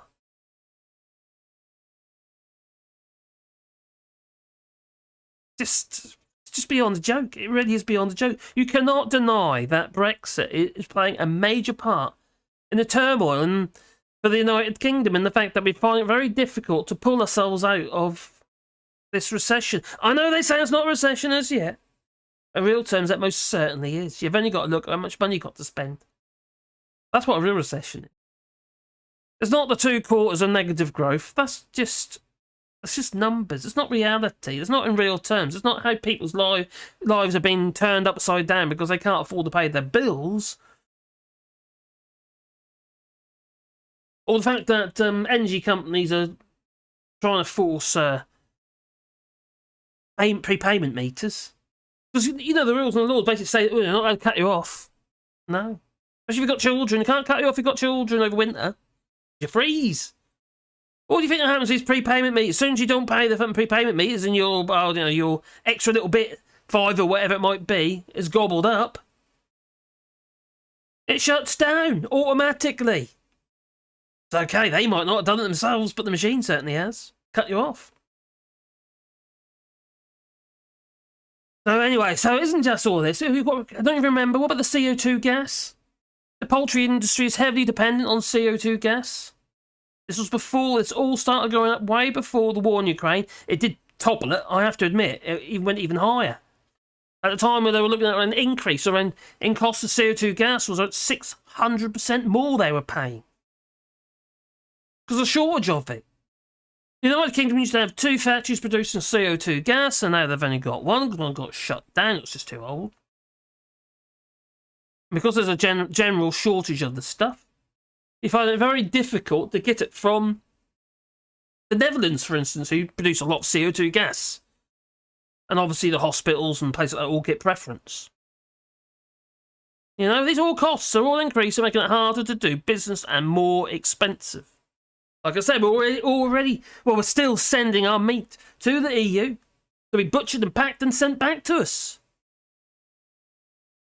But no, the media, they refrain, don't they, from the actual detail of what's going on. They don't want to tell us. And I'm sure people get sick and tired of hearing me going on about flipping Brexit. I get sick and tired of hearing about myself. Even talking about it, I get fed up with it, to be honest. But someone's got to say something. Can't keep your head in the sand. No. The situation is getting more dire. Every day. The national debt is increasing. Every day. In the last, well, ever since Brexit, it's just gone like that. The national debt. And they're doing nothing to sort it out because we're in a recession, we've got no growth, so we can't get out of it. The only way we can actually slow down our national debt, our borrowing, by cutting back. And that's services. They've already cut back. They cut back in, well, when they took over, you know, austerity. It was wages and what have you. Now we've got strikes. As a direct result, pretty much, of austerity, really. Because they've had real-time pay cuts ever since the Tories got in. Public sector workers had their wages frozen. And then they started getting a pay rise, but every time it was below inflation. They failed. And it's come to a peak, it's come to a head, and everybody's had enough. So they're striking. And can we wonder at it? Can we blame them? I certainly don't blame them. No. Bring it on, I say. It's the only way to make the government listen is by bringing the country on its knees, unfortunately. But it's already on its knees with Brexit. Tories for you. There's nothing positive about Tories. No. No matter what Hunt might be telling us, he might be saying, oh, Brexit has new opportunities because of Brexit in his speech just recently. I don't know what's going on with him. He's like Mr. Bean, he was. It's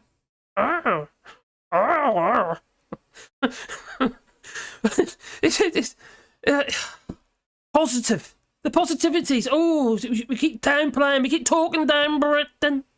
The naysayers. That's what they said, the naysayers. Should we look at the positive side, the opportunities provided by Brexit, by getting rid of all the burdensome EU laws. Oh my God, what the hell's going on? They're all touting the same line. But Brexit is still rocking that blooming boat as it is. And the costs have increased for the likes of, two sisters, chicken that likes to drop chicken on the floor and put it back in the packet. So film doing it, as you know. But the cost of the customer is, well, it should really be, well, it is increasing. But it still isn't covering their costs. They're not making any money, otherwise they wouldn't be having, making losses of 95 million. Yes, the pandemic did hit them hard. But remember, that was, the 95 million losses was before the pandemic.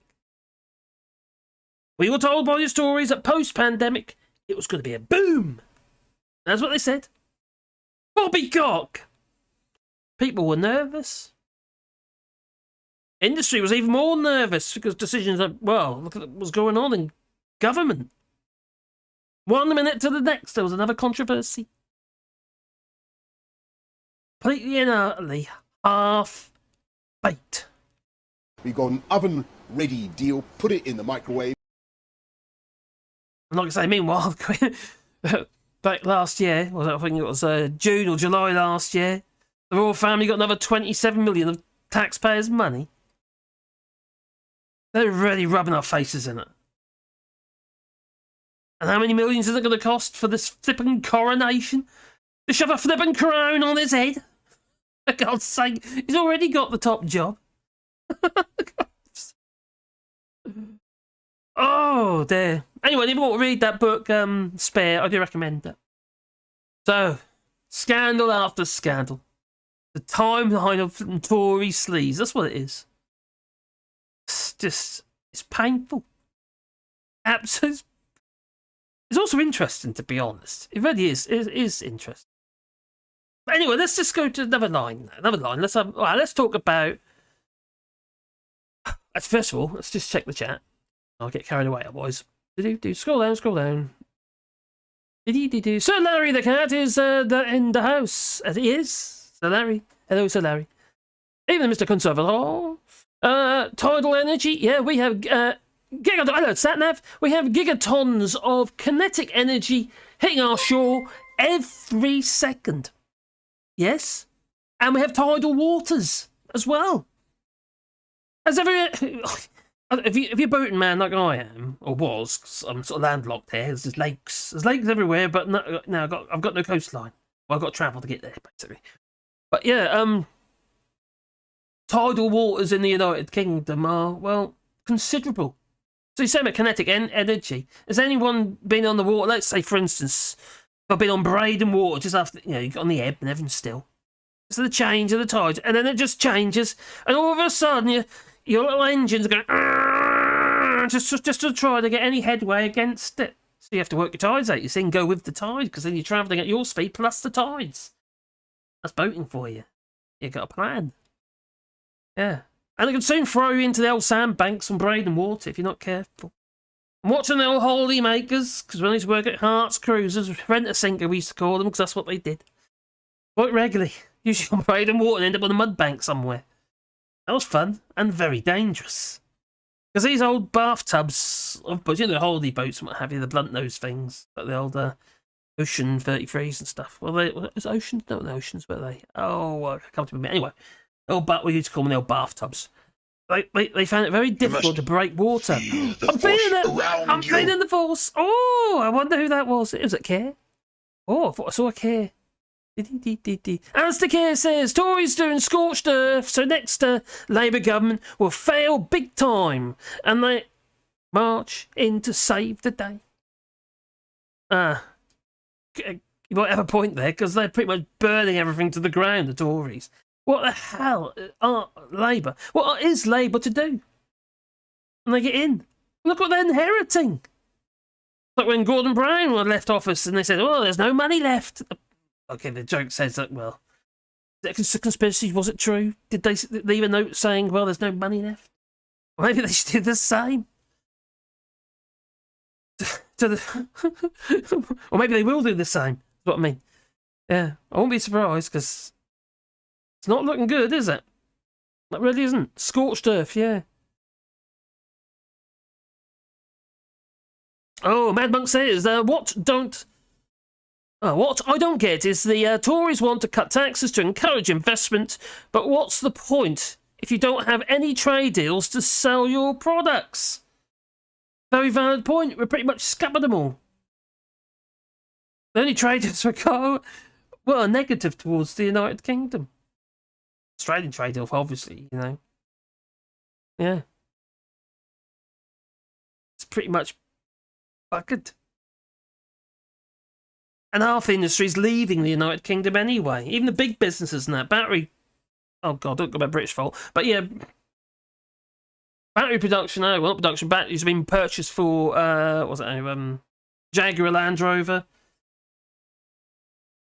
In the EU now as well. It's just one after the other. It's just, Phil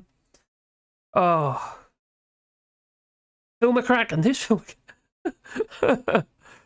160 billion profits published this week in the fuel crisis. Yeah, while everybody can't flip and well pay their bills. It's disgusting. Oh, Mello says, Charlie Chaplin did a speech warning all of them what not to do, but they claim they ever be more funny than Charlie Chaplin. I do like Charlie Chaplin. It's more, what was the other one? Oh, Charlie Chaplin and Buster Keaton. Buster Keaton? Minor repair yard. Oh. I live in Bristol now, says number 3.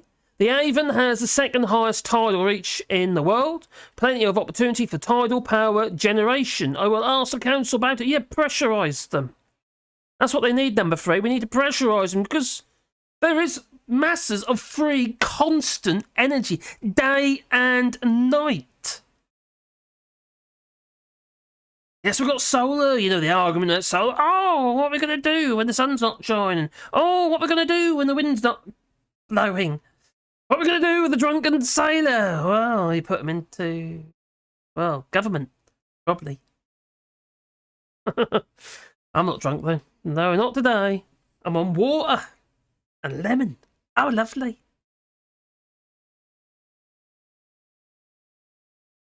But I've got to lose weight. If I don't, I'll peg it. Yeah, probably. Scroll down, scroll down, scroll down. Satnav says, similar to the vertical turbines. Ah, you're talking about VORTs. Vertical axis wind turbines. I like that. Similar to vertical turbines. What you respond to? Brian. Oh, God, go back. Satnav. A centrifuge would be better, more reliable, and cheaper. Now, vertical wind turbines are basically the blades go vertically. The bit of vertical wind turbine is a bit like a merry-go-round. You flick the merry-go-round and it's constantly, rotating, and you get a constant output. They don't produce as much output or as much power from a traditional Hort wind turbine, which is a horizontal axis wind turbine, like the whirly-birds that we see off the coast. Not like those, no. They're vertical. And it's like flicking the merry-go-round.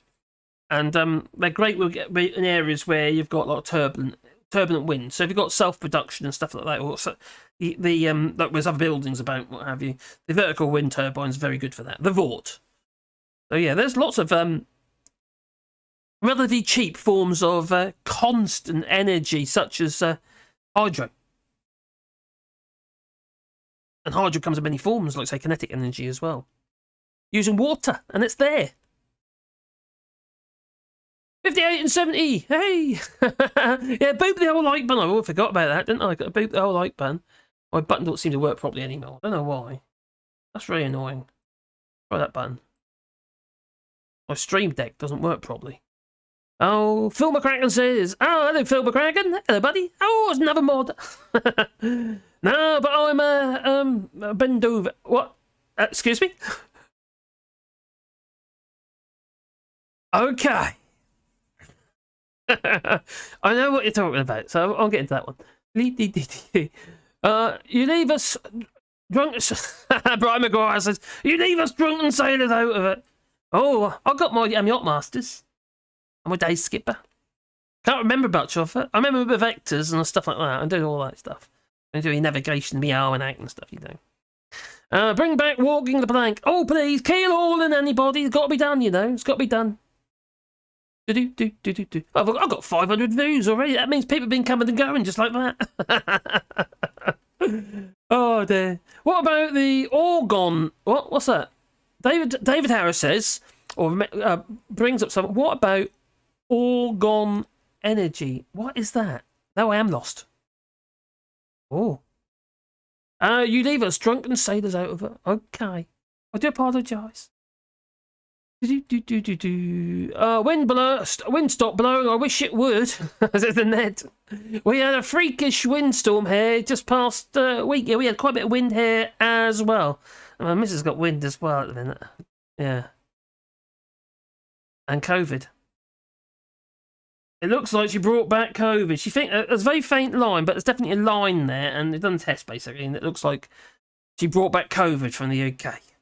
The problem means I'm gonna get it. So I'd just like to say that it's been good knowing you.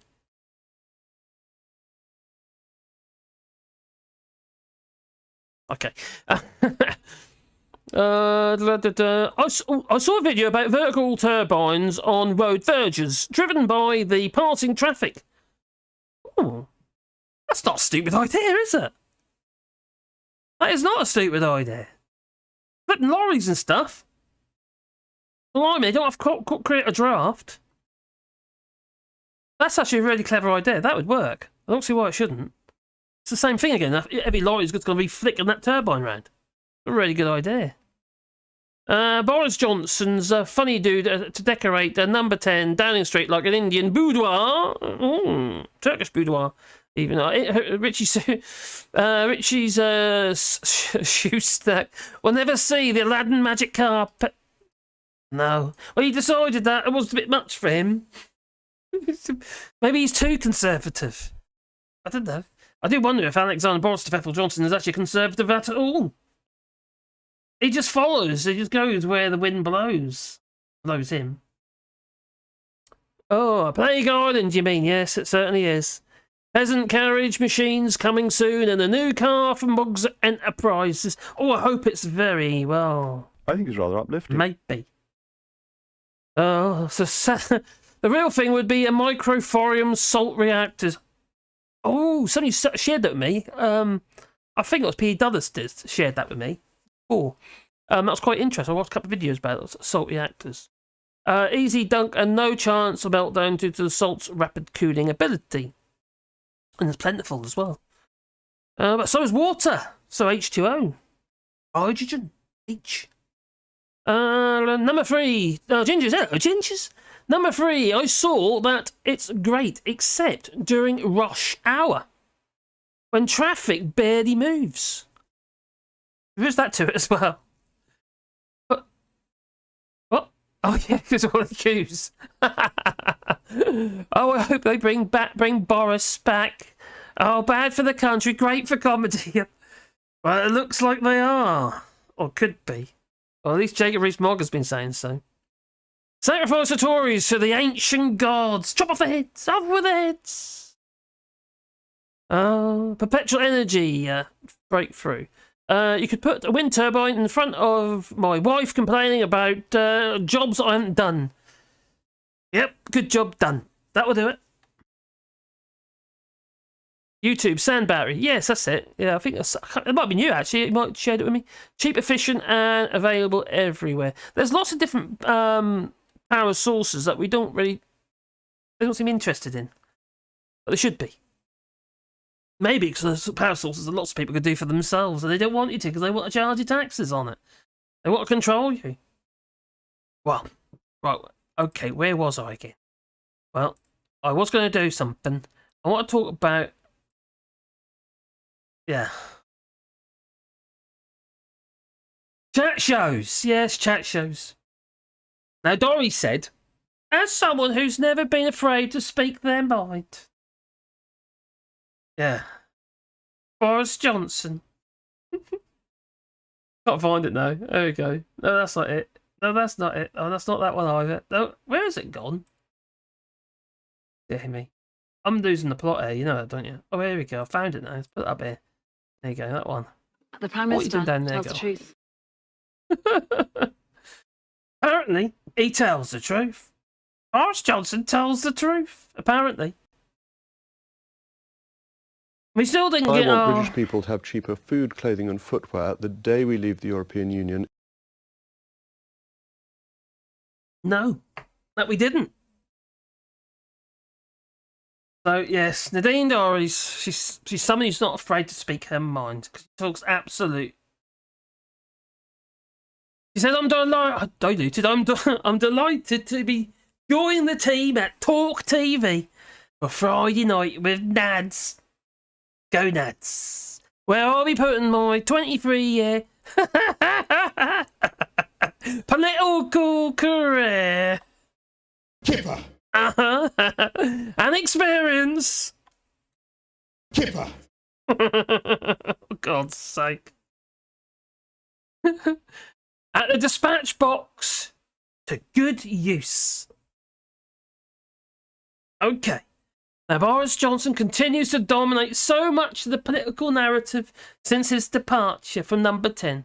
Now's the time to find out what he really thinks about a whole range of pressing issues. Now, Jacob Rees-Mogg, he says that Nadine has a unique voice, oh, don't she just, in British politics, and will bring that unique voice to our air. You know, Doff Kept Forlock and all that walking petty farm thing, wheel and pencil, Jacob Rees-Mogg. She's had, a seat at the top table of British politics. Why the hell was she there? Doing extraordinary times. And those are all the key players. And that's a true insight into how the corridors of power actually work. Oh, yes, she does. And as a former nurse, nursey, she's one of the very few politicians to have held them down, I bet. A proper job. Okay. And worried about paying the bills. So our audience will relish. What Jake Rees-Mogg says. We relishing this. I hope you are. Hope you're relishing the idea of the Dean Dorries on Talk TV. Her own show. You relish her take? 'Cause that's what Jake Rees-Mogg thinks. Well, backed by Keith Rupert Murdoch, whatever his name is, News UK. You know, was that News Corp? Pretty much owning all the flippin' media, doesn't he? Well, Talk TV has launched in April 2022. It's a bold new voice in news, current affairs, debate and opinion. Just one-sided on the right. The channel's presenters include the likes of Piers Morgan, Jeremy Kyle, Vanessa Feltz, Darren Osborne, Tom Newton, and Julia Hartley-Brewer. Oh, ain't we lucky? She keeps putting her foot in it as well, don't she? Well, Mogg went on to say, he says, GB News as well is a bastion of free speech. As long as it's on the right. Yeah, anti-Brexit, of course. Or anti-LGBT, anti-everything but yourselves. Not yourselves, I mean their selves. Which clearly has, well, its finger uniquely on the pulse of public opinion. Really? And does not talk down to its viewers and listeners. Really? Do they honestly believe that they're constantly doing it? I can't remember his name, but a politician phoned into Sir Meister's show going on about, not being open about stuff and about,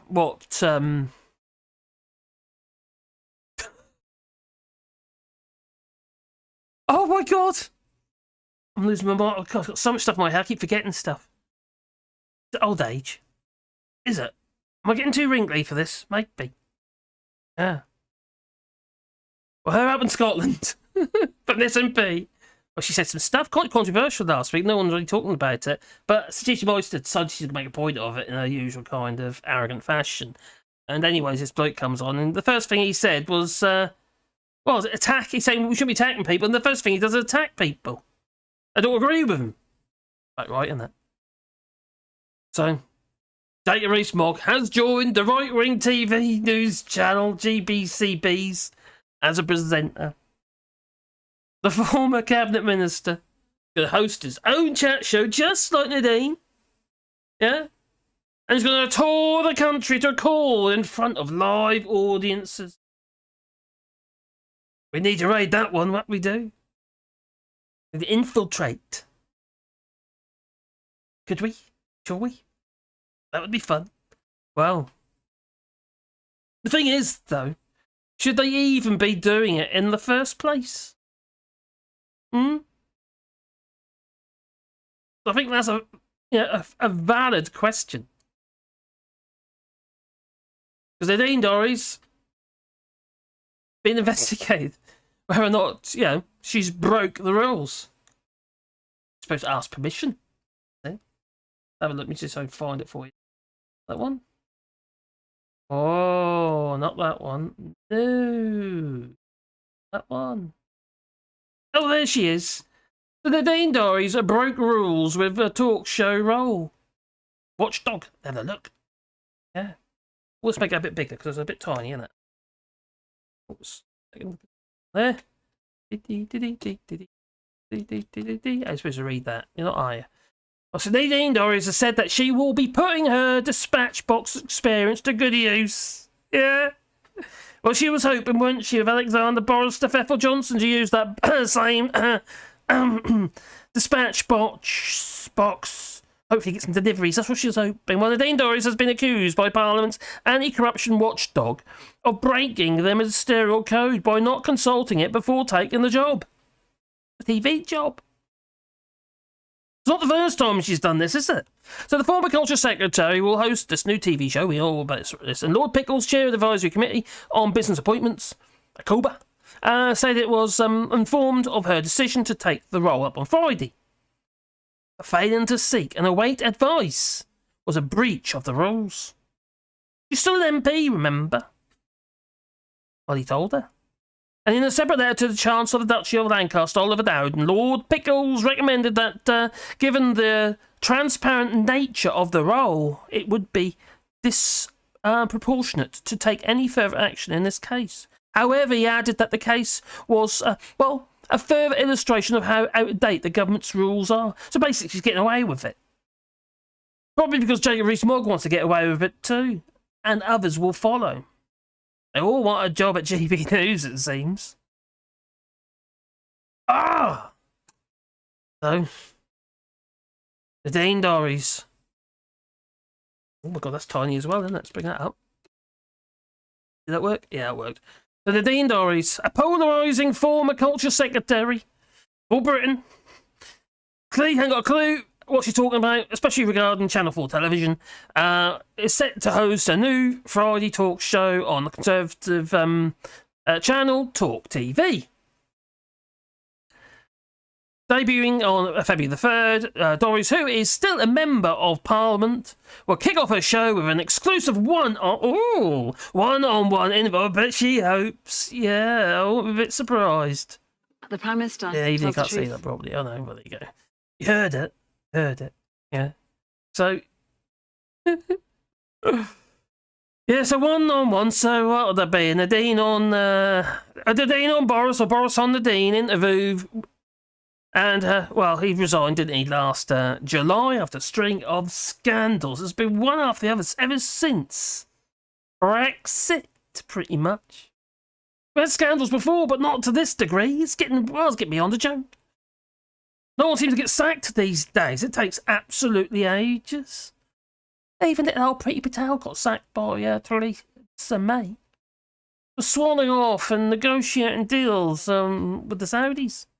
Was it the Saudis, or was it... No, Iran, wasn't it? Oh, anyway. Something she shouldn't have been doing. Without telling, the government. Theresa May. Well, Dorries was an ardent supporter of Johnson's and stuck by his side. Oh, I love you, Boris. When most of the PM's former ministers had condemned his actions around Partygate, a series of parties held at Downing Street during Britain's lockdowns. Now, you might not be aware of this, or you might have forgotten, but Nadine Dorries, she didn't just do all the other squits she's doing, like, for instance, Ministerial Code back in 2010 or when it was, when she went into the jungle. Get me out of here, Slim, you get me out of here. And then she pretty much did it again when she did the towers, and then she said they're all actors. So she says, fraudulent, that wasn't real. They weren't real people. No, she said. I found that she was lying again.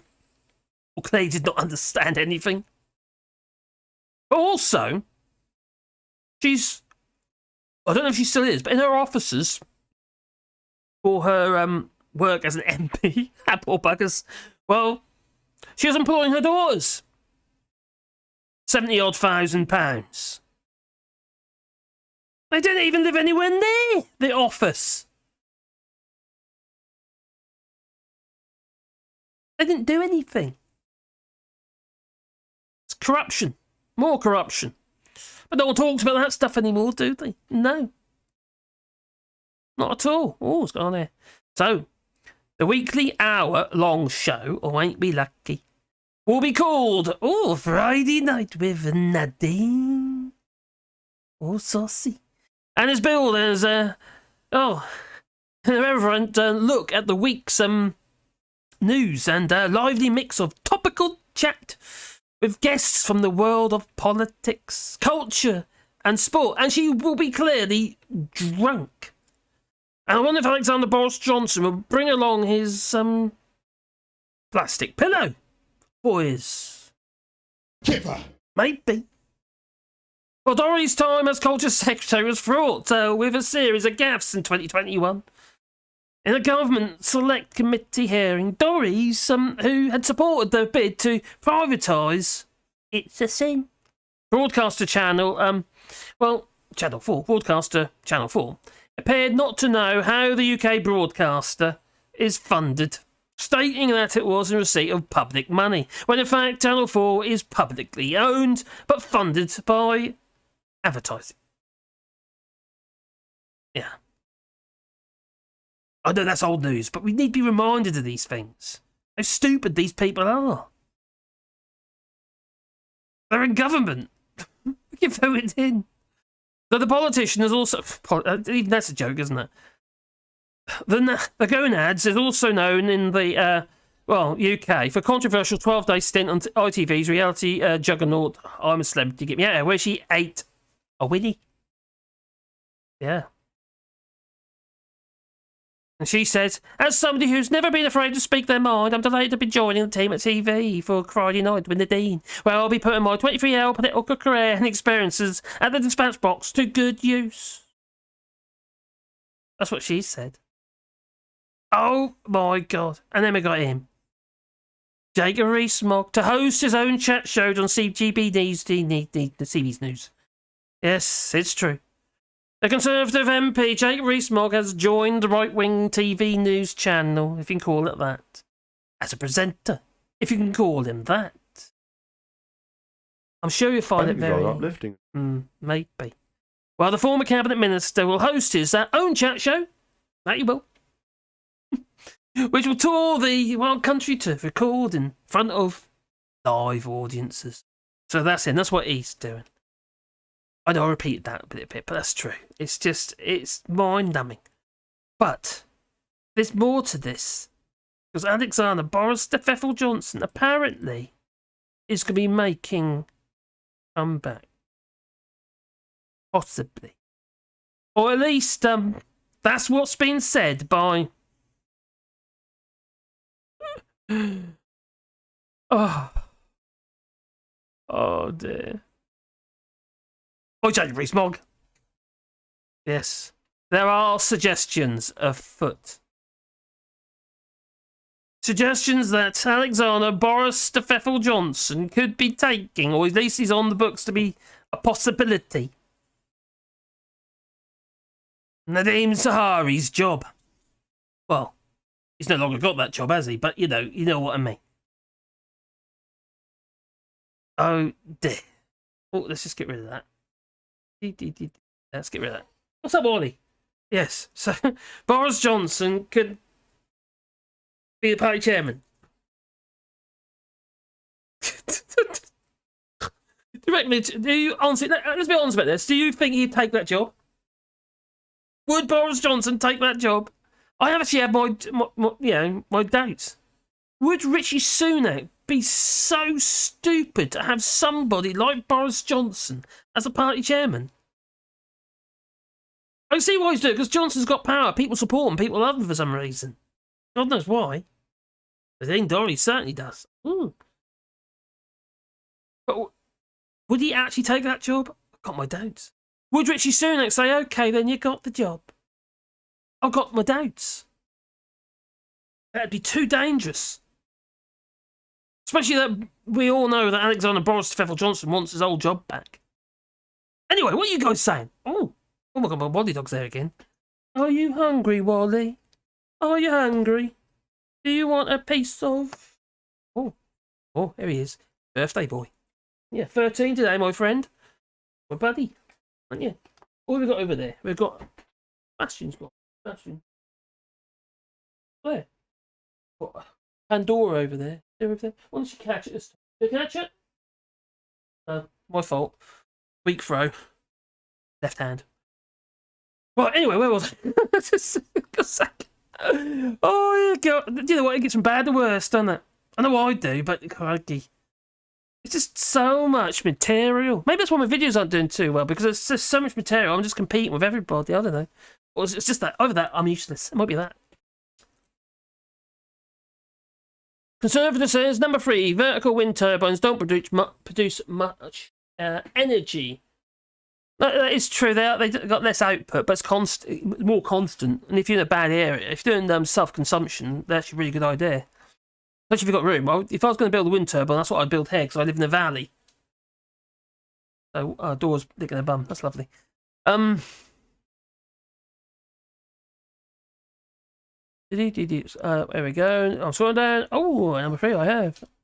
Oh, it looks like I might have to let my dogs out in a second. Who's a good boy? That's my doggy. That's my Wally. I spy a TIE fighter. Yeah, where is it? Let me see a TIE fighter. Oh, yeah, that TIE fighter. Yeah, you did. TIE fighter. On my woodworking channel, I was talking about it today, actually, when I was live today on Wally Bra. And I'm quite keen to start drawing up some plans so I can actually I want to make a Millennium Falcon, but full size. Not full size as in think inside it. No, I mean full size as in the actual model that was used in the original films. New Hope. So I would love to be able to build, not be able, because I know I can do it, but it's going to be quite intense. Because I'm going to have to do a series of plans and drawings and what have you. All the components to make it. Could do it in, get laser cut, but that's a bit cheating, isn't it? I won't be doing that. Phil McCracken, they got a head start on you all shorts, that's all. Probably. Oh, the glimpse of the birthday boy. That's my Wally. I know he's gone underneath my desk. Yep, he's under the desk now, down over there. Next to my, Yoda slippers. You cuddle them, boy. Don't chew them, though. Wind turbines do actually work, yes. The Finnish man's a Savonus. Oh, Savonus. That'd be a vertical wind turbine, the Savonus, isn't it? Invented the thing back in the 1920s. So, yeah, there's, oh, God, what is his name? I think I've got the book up there somewhere.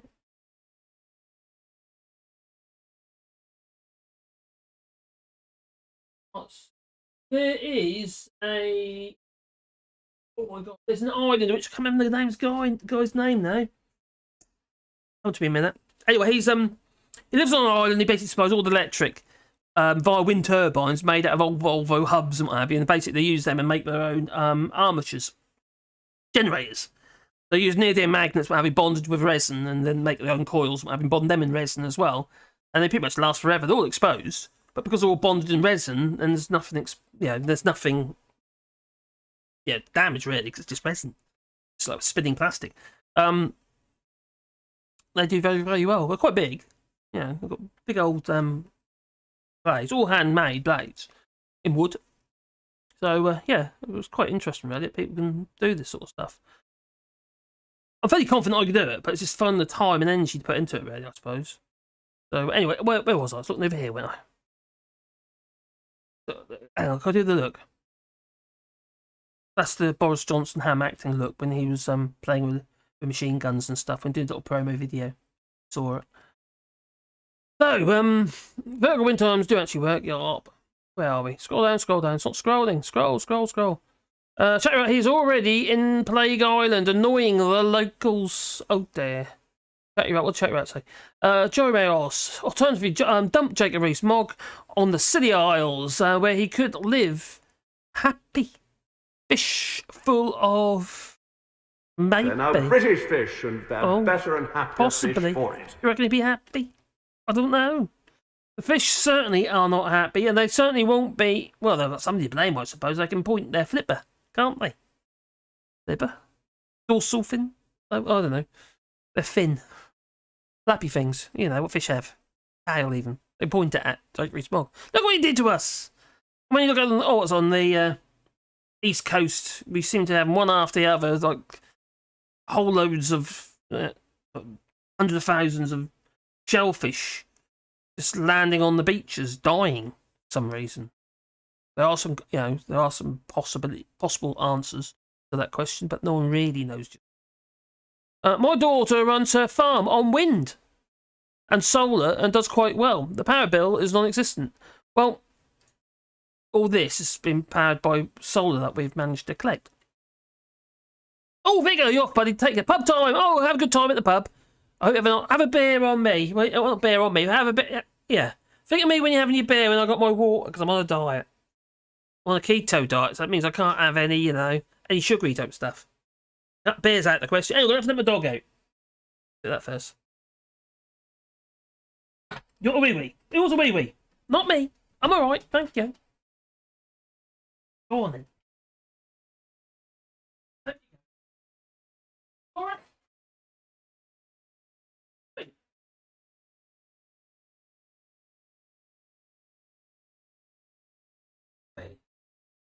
No?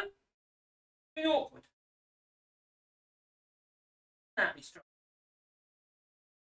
You know that? No, come on. Whatever. Line up. Dogs! Look at my dogs! I don't know what they want. They really don't. Little devil. Tommy Gunn says, I'm happy we are now 100% solar. Oh, excellent. Now we're about 70. We're about 70% solar and a little bit of wind. I blame the missus. And we're doing quite well on that, actually, but we're doing self-consumption, so we're not putting anything in the grid.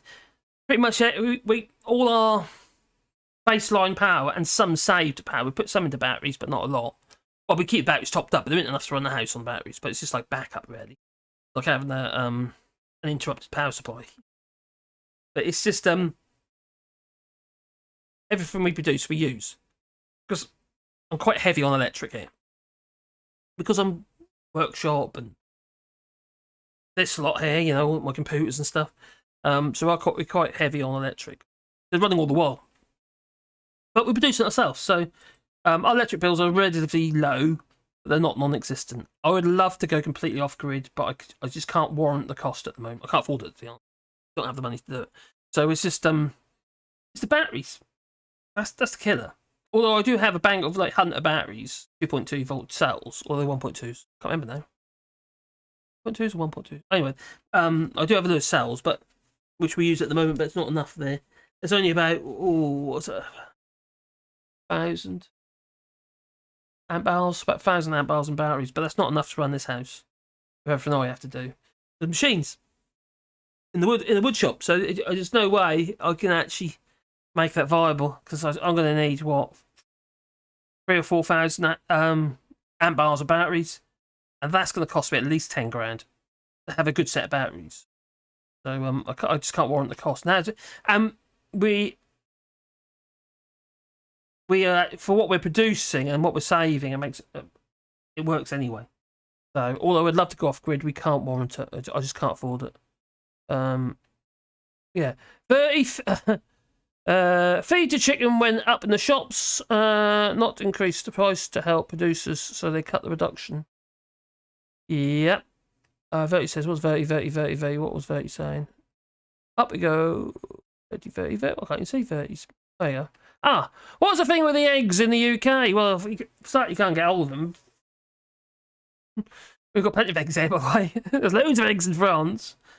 But you've got, obviously, bird flu has caused huge problems with the eggs. Because they've had to cull loads of birds. And obviously, if you haven't got the birds that produce eggs, well, you're not going to produce eggs. So most of your eggs are imported. And if, for instance, our shelves are going to be kept full Well, it means you're not going to be getting them, because if there's a shortage here and there's no surplus, you're not going to get it. Just a second. Got them in now. Oh!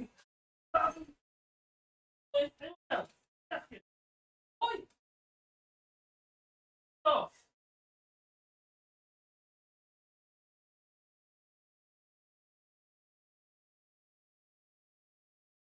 Back one. Can I? Oh, I'm back to what I'm doing. Oh, we're back. Oh, I have to give they're looking at me funny, so we're just going to give a treat, okay? Right. Who first? Oh, Sebastian first. No, Wally first. Oh, okay. Oh, there you go, Wally. What's that? Oh. You do better than that. There you go. Sebastian. You got to try. That's it. Oh my god, you got bad breath. But your teeth need cleaning again.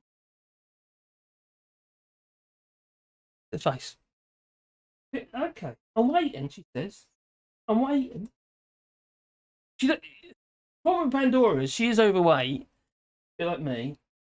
Which is part of her problem, she's overweight, but because she's got a bad hip. And also means that she doesn't... Oh, damn it. Alright, there you go. What's that? I don't want her jumping off, you say, if I can help. Unless she jumps off the bed. Well, there you have another one. Look what she's got. Don't see your bumhole. Don't do that. Alright. Oh. And Sebastian. What? Oh. Good boys. Good boy, ain't you, eh? They are lovely, but I'll tell you what, they are a pain in the bum at the moment. They really are. Hey, what's that all about? What are you trying to say? Oh, okay. What was that all about? Okay, I think there's enough of that. Okay, Sebastian. That's enough. I think. Okay. Then will you go away? Go and lay down somewhere. Go and lay down. Go, and you. A little girl. A little boy. Birthday boy. All right. Go and lay down. Enough of that bargain. First, you're flipping the eardrums. I think he's gay.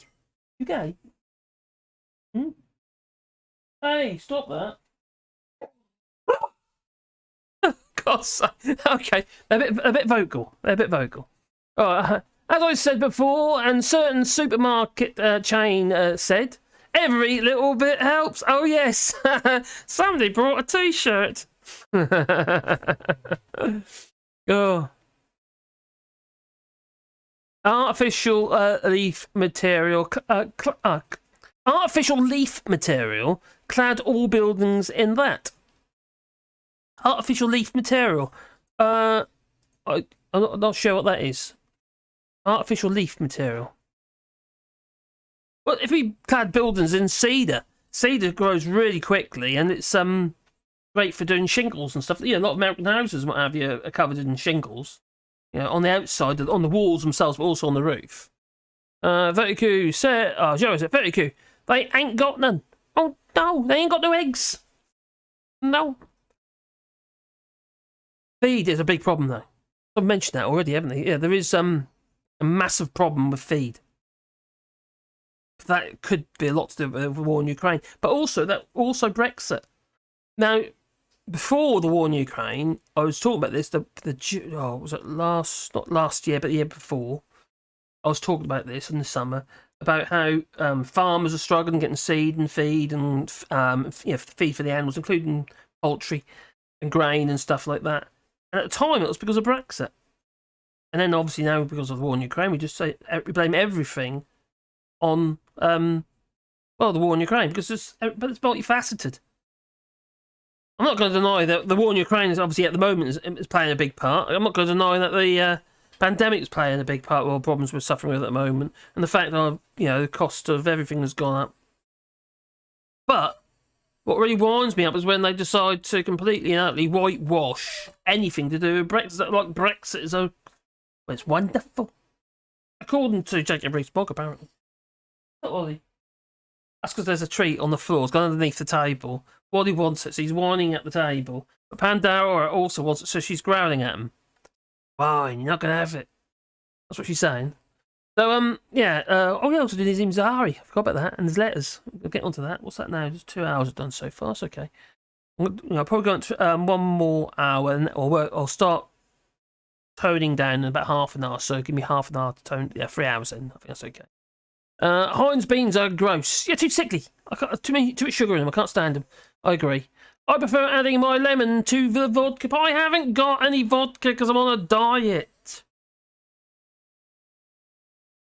Just got sparkly water. That's all I got. A lemon in it. And some coffee. Just to wet the whistle. Yeah, so I'm missing my beer. I am missing my beer. But there you go. Needs must. Got to lose that weight. A certain supermarket chain say, oh yeah, if you know there we go. So artificial leaf is a silicon-based device that uses solar energy to split hydrogen and oxygen in the water, thereby producing hydrogen energy in a clean way, leaving virtually no pollutants. That is very interesting. It takes quite a bit of energy to the electrolysis to actually remove the hydrogen out of water. So that's quite interesting. Oh, I might look into that. I quite like the sound of that. Silicon-based device that uses solar energy to split hydrogen and oxygen. Hence, take the hydrogen out of the water. Soon we shall beat the Hun. Ooh. What? Sorry, didn't explain that. No worries, but you have now. I didn't know what it was. Never heard of it. That's really interesting. Diet. What colour? What? Why? What colour is it now? Diet? What diet? What diet? What? Hoi ho! Hello, Seafolk. How you doing, buddy? I think if I remember right, Seafolk, didn't you join my channel when I did something with Max? If I remember rightly. And then you watched a couple of my walkie-bout live ones, which I will be doing again, but it's so fucking cold. It's so cold at the moment. We try not to go out. Although we did today, because it was sunny during the day today. We had a sunny day, so we went out and have a walk. Then it's gone absolutely freezing. The car's covered in ice in a minute. 30Q says, I just smoked. Oh, you know what? I've never tried it. I can honestly say I've never tried anything, to be honest.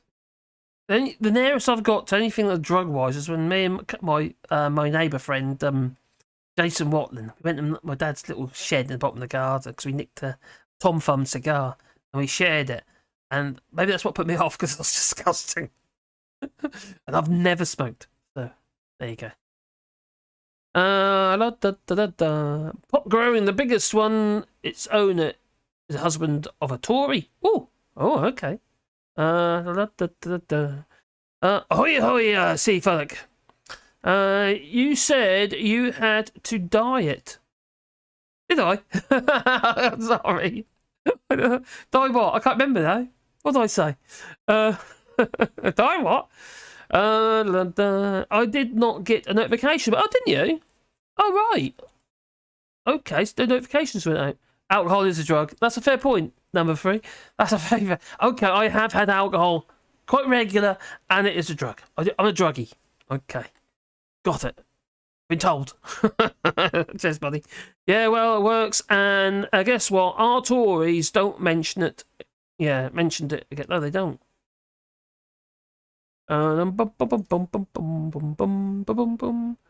Language, Timothy, says Phil McCracken. A language, Timothy. God's sake. Because Timothy's here. Timothy and Tommy Gunn. Oh, nice cup, Phil McCracken says. Well, this nice cup, along with 2 nice cups like this, and Margaret's biggest friend, if he's still here, he knows about it. Geraldine was very kind, and I really need to send her. I've got her email address now, so I need to send her an email. Because a while back, I spoke to since, obviously, she gave us these. And she gave me and my missus one of these each. And these things are brilliant. They're the Contigo ones, and they're basically thermos type apps. Yeah, she sent it through it to us. Out of the blue, it came in the post with a little note inside. And, I was actually, very taken back. Just like one of my friends on here, he sent me a carpenter's pencil, And it's not just pencil. It's a special pencil. I use it all the time, and it's really, really good. You can use spare leads and stuff for it. It's, yeah. I think that's what all the carpenters and joiners are using these days. Is all I've been using in the past is pencil. But they get shorter. And you constantly sharpen them. But no, it's really appreciated. It's very kind. Another guy, I don't know if he's there, but he sent me a whole load of tree protectors for our, even though we're planting trees here, and the tree protectors go in the bottoms of the trees, and that's because we're putting signs with the trees and stuff like that. I've obviously talked about it before, and it's a rewilding project we're doing here in France, and well, that was really kind. He went to a lot of trouble as well to send it. He managed to get it to his friends in Paris, and they sent it from Paris. They sent it to me, so I was. It's really kind, and also people sent me books and stuff as well. We got a random book out of the blue. I don't even know who's it from. Miriam Margoloy's, her book, her recent book was sent to us. So that's really sweet. I got the Brexit. So sent me the. I can't fall down, but the the Ladybird. Oh crikey! But the story of Brexit. Yeah, I think I got another one as well. I got a few things like that. Have been sent to us. Really, really kind individuals. They go to a lot of trouble to get stuff here. It's not as easy now, is it? Obviously, because Brexit bugged everything up, didn't it? So, anyway, what was I going to talk about? There was something I was going to talk about. I remember now. I want to talk, Wally. Well, you're a little bit much at the mate, at the moment. I know it's your birthday, but you're supposed to be on like an anticlimax, a wind down now, because you've kind of been played with all day. We messed about with you all day. Run around the flipping garden, up and down the road, and we went for a big old long walk as well, didn't we? All you want now is flipping treats. That's what you want. He said. Oh, he's getting closer. So what I'll do? There you go. There he is. They're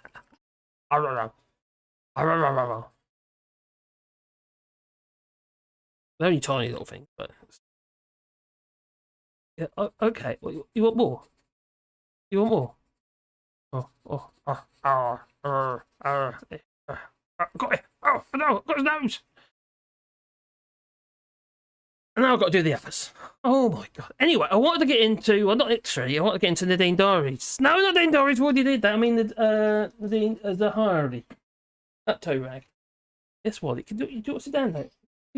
Oh my god, what again? Oh, again, they keep jumping off the sofa. I keep chucking to her, they keep landing on the floor. She's not catching them.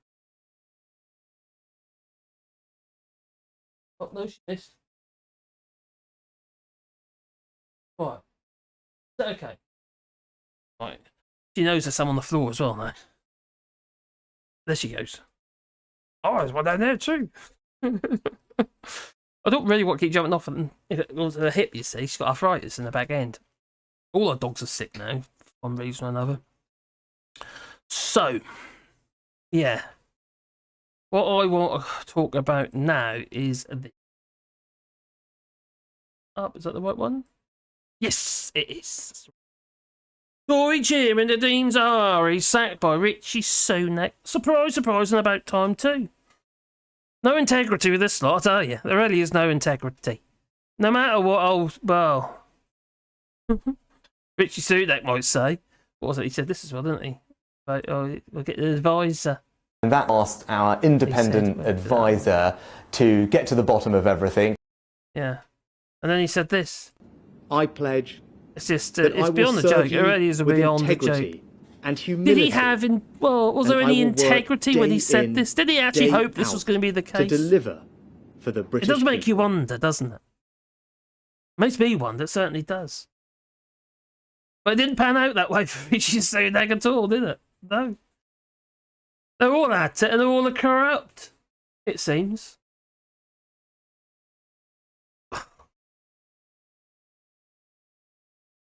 God, what's he sniffing like crazy? Looking for this flipping treat. Just one little treat. Desperate. Little thing, don't feed them. So, yes. I'm going to do the Daily Mirror. Because the Daily Mirror is... they're a bit of a scorcher. The Daily Mirror. I've also got the actual letters as a transcript as well. So, anyway. Which will be easier to read. So Nadhim Zahari's snivelling and graceless resignation letter shows his true character. And Rishi Sunak has finally sacked Nadhim Zahari from the cabinet amid a row over his tax affairs. The Mirror's Jason Beattie says it lacks any apology or contrition, despite several Ministerial Code breaches. Oh, you don't say? Well, if you want to know Nadhim Zahari's true character... Oh, there we go. Let's get a bit bigger. Will it work on there? Because there's no way you can read that. That's crazy. Yep, that is. That's good. So if you want to know Nadhim Zahari's true character, look no further than his snivelling and graceless resignation letter. You can take a pick of which aspects of this parting shot were the most offensive. Some people, it will be the complete absence of any apology or contrition, but they never do apologise, so why are we surprised? So no apology or contrition for being a serial breaker of ministerial rules. Or the fact that he was heating his horses with your money. Not cooking the horses, but, you know, keeping them warm in the stables. Others will have noted his snide comments about the press, who had the temerity to raise the questions about his murky tax affairs.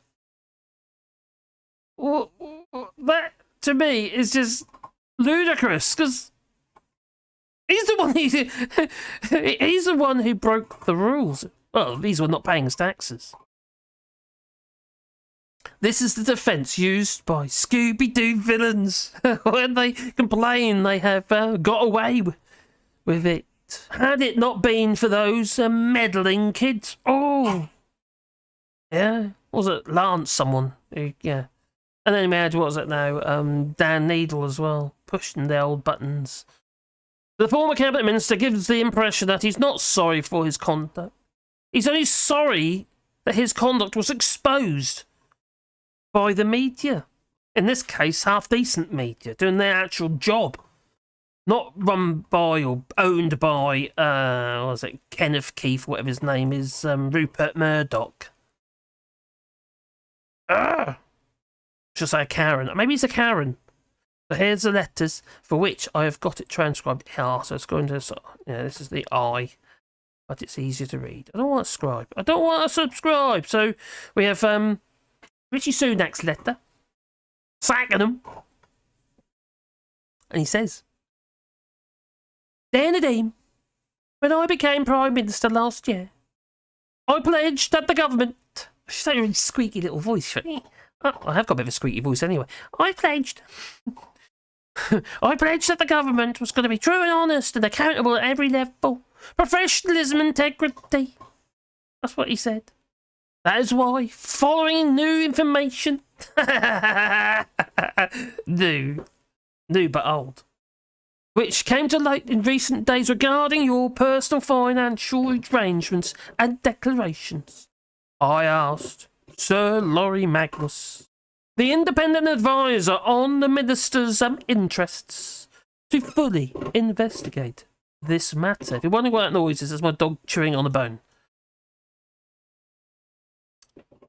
To fully investigate this matter. You agree, and undertook to cooperate fully with the inquiry. Now, following the completion of the independent advisor's investigation, the findings of which he has shared with us both, it is clear that there has been a serious breach of Ministerial Code. What the F? Is that it? Ministerial Code? Is that it? Okay, it's serious, but what about all the other stuff? Tax evasion, for a start.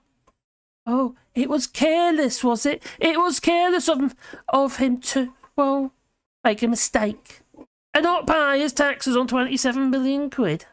It's like he didn't know he just got 27 million quid shoved in his bank from a sale that he organised. He sold you, Gov. Just controversial in its own right, the fact that there's a polling service, yeah, and he's in government. That's a bit dodgy. Yeah, definitely. He says, though, Rishi Sunak, he says, as a result, I have informed you of my decision to forceful, bossy, from your position. Is it missionary? Oh, there's ministerial, sorry. Oh, it's Majesty's government. Well, if that's Prince Andrew, that probably is missionary. But anyway, let's not go there. As you leave, that's probably with like hood stuff as well. Yeah, I mean, like, yeah, maybe. I don't know, something like that. I can't think of it live for me, but yeah.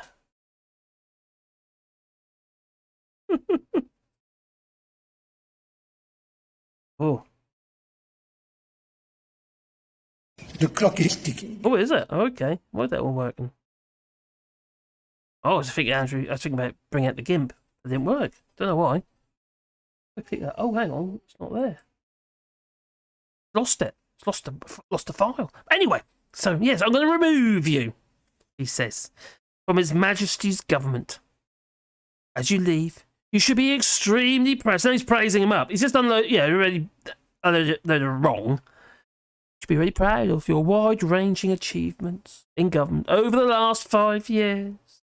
In particular, your successful oversight, oversight of COVID-19 vaccine procurement and deployment. Fastest vaccine rollout in the world, apparently.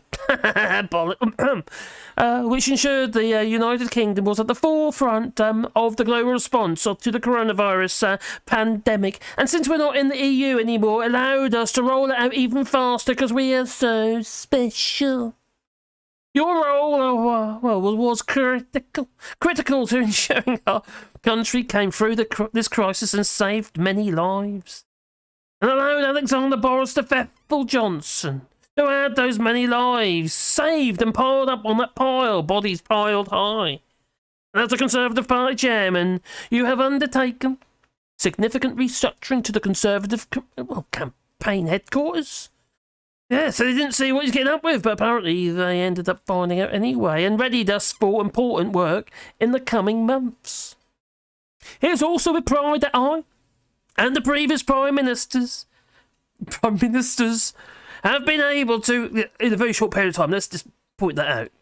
We had the letters with Alexander Boris Pfeffel Johnson, and now we have Rishi Sunak, and his job is rather untenable too. Why, I've been able to draw up upon the services of the Kurdish-born Iraqi refugee at the highest levels of the UK government. It's been infiltrated. That is something which people up and down the country have rightly valued. Really? I don't think so. I don't know about you, but I didn't value it very much, no.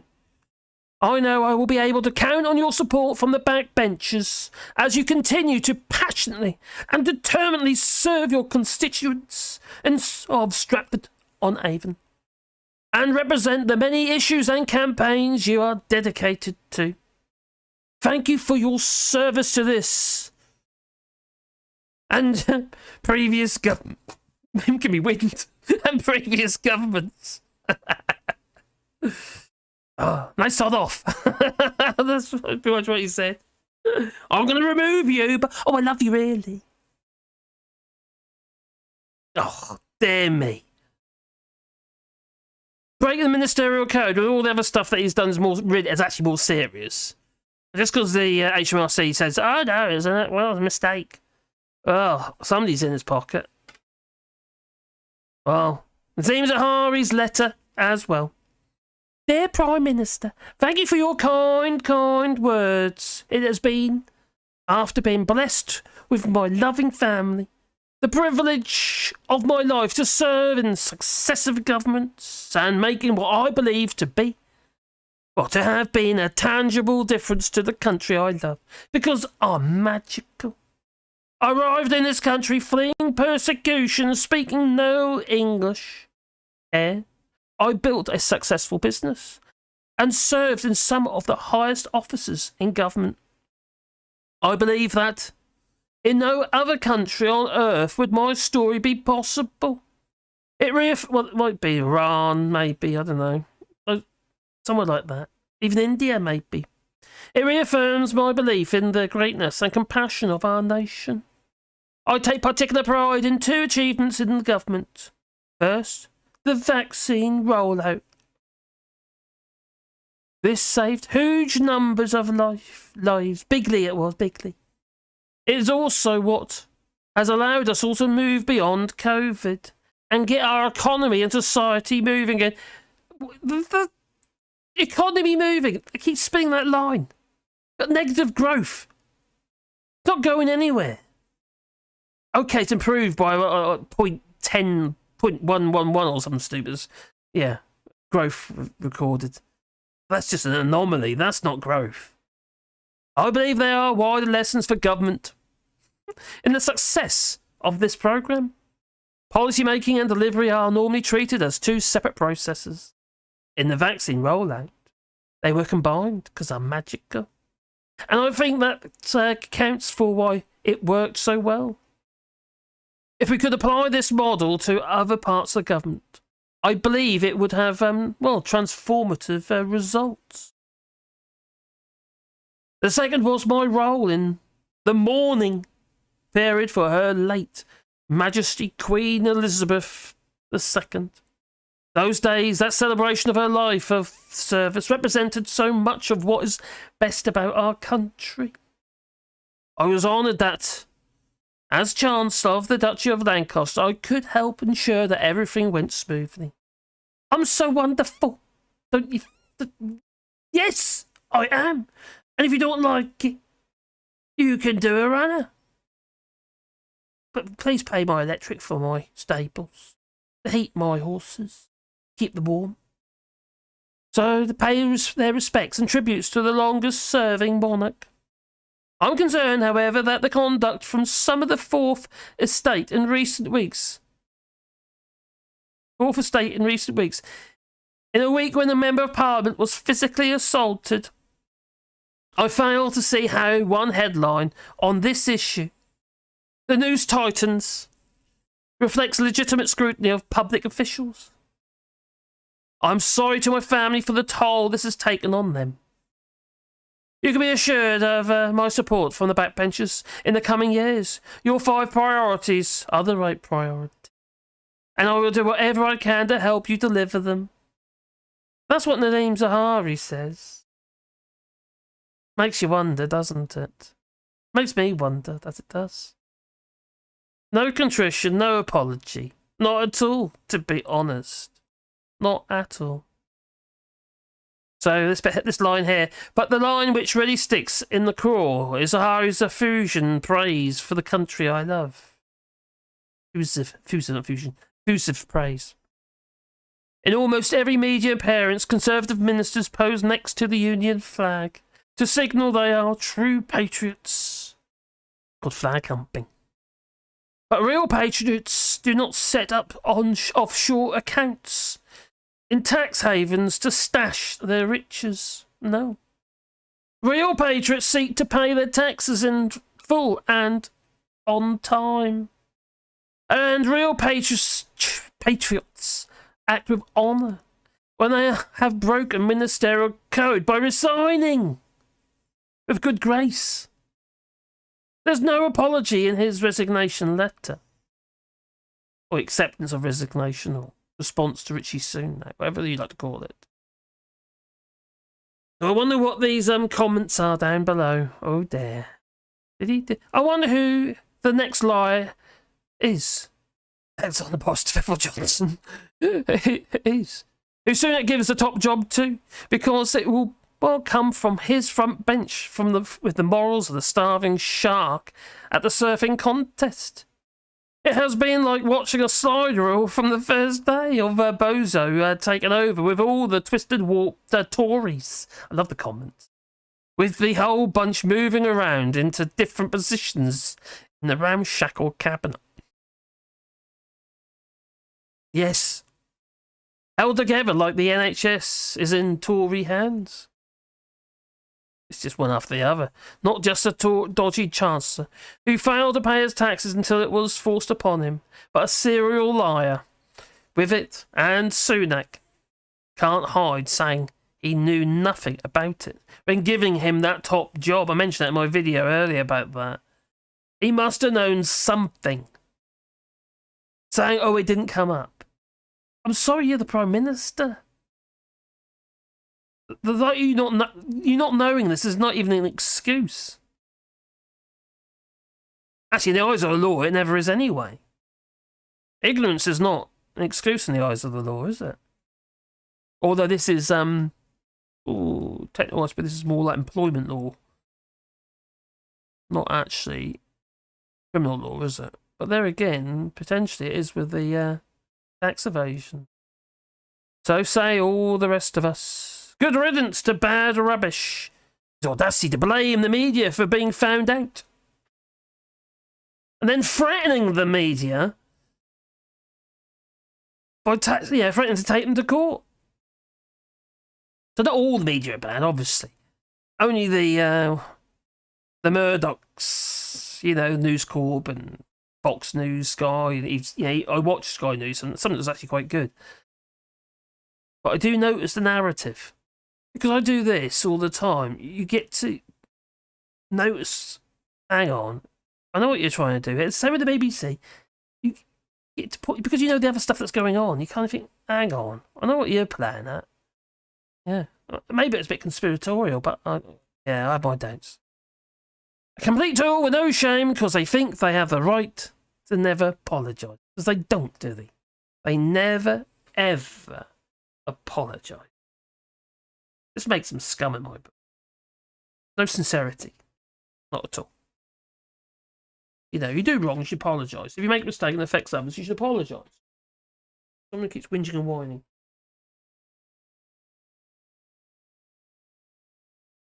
Gone somewhere. That's Wally.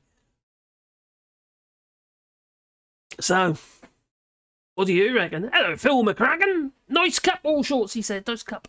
There we go. Now, keep the old chat going. Ought to be shares as long as is a block of wood there. And a sharp axe. Oh my god.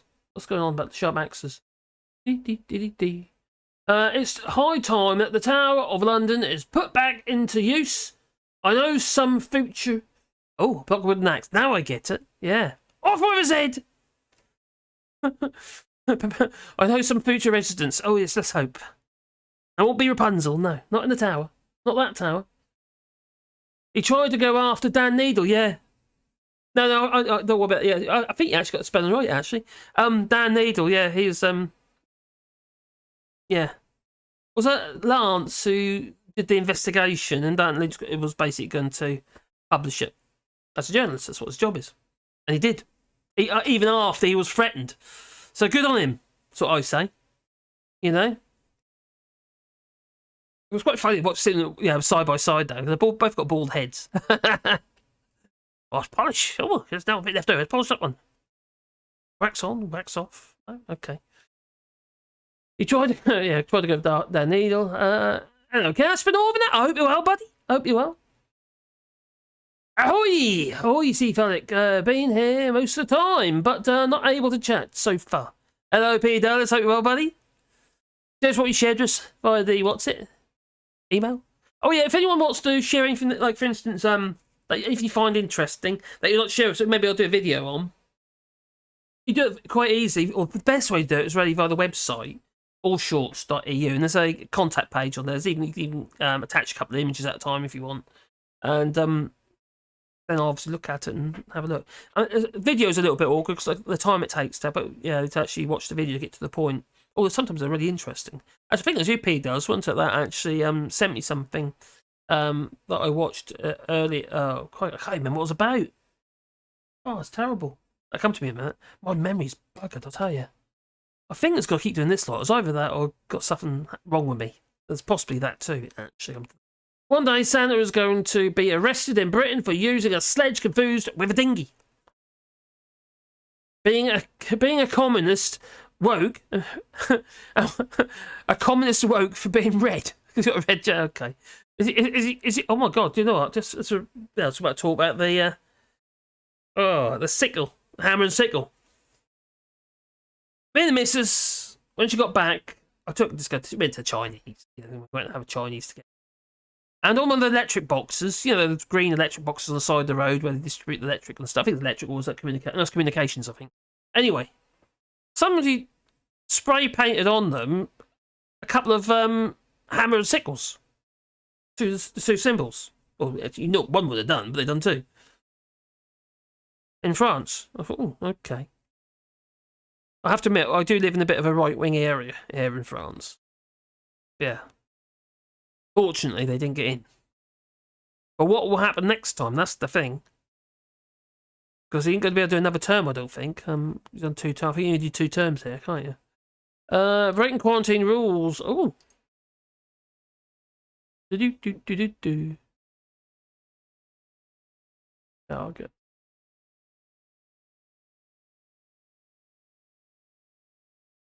Breaking quarantine rules, Rudolph. Yeah, we've got to be careful now, because now we've done a test. We realised when Caroline came home, there wasn't a problem. She was fine. And then she started getting ill. And now she's got like a bad cold, was what it meant. It's like a bad cold. But she did a test and it looks like she's got COVID, which probably means I'm going to get it. And over this flip winter, I've had one cold after a flip another, it seems. I don't go anywhere. The only people who come here keep giving it to me. Hold the missus, though. Next time she goes to the UK, ends up with one of those cigar tubes, you know, right in there. She's going to have to go on quarantine. I've got a shack in the garden. She go and live in there for a week or 2. Maybe forever. Wearing idiots. Vote Tory on a voting day for sure. Yes. Oh, but we're not. Oh, good night. We go to bed. Oh, Brian's going to bed. Do.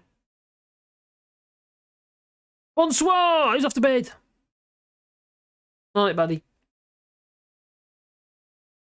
Well, I was eating. It would be bon nuit. You're going to bed. I'm using my mask again. 2nd flu in a row. I think we're going to start doing that if we go out. We don't hardly ever go anywhere. That's the point. You know, my car hasn't. Well, last week's been on the roads about 4 days ago. So hardly we venture out about twice a week. We're stuck in the muds we are. But yeah, that's basically what we do. And then yeah, I think next time I'm going to put a condom on my head. There's actually a place here called Condom in France. Yeah.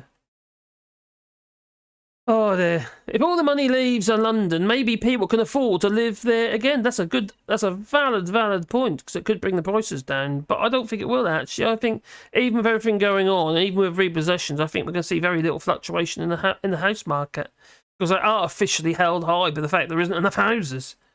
So there'll always be somebody to buy. I think they'll come down a little bit, but they might come down 10% or something, I don't know. But they're not going to plummet like they did in the last recession. I think so.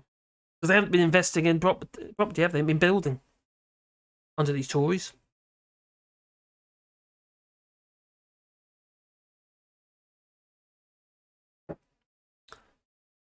Oh, CFAC says I've got elderly parents. As such, I wear masks when I go and see them because I don't want to kill them off. That's very considerate of you, I must say.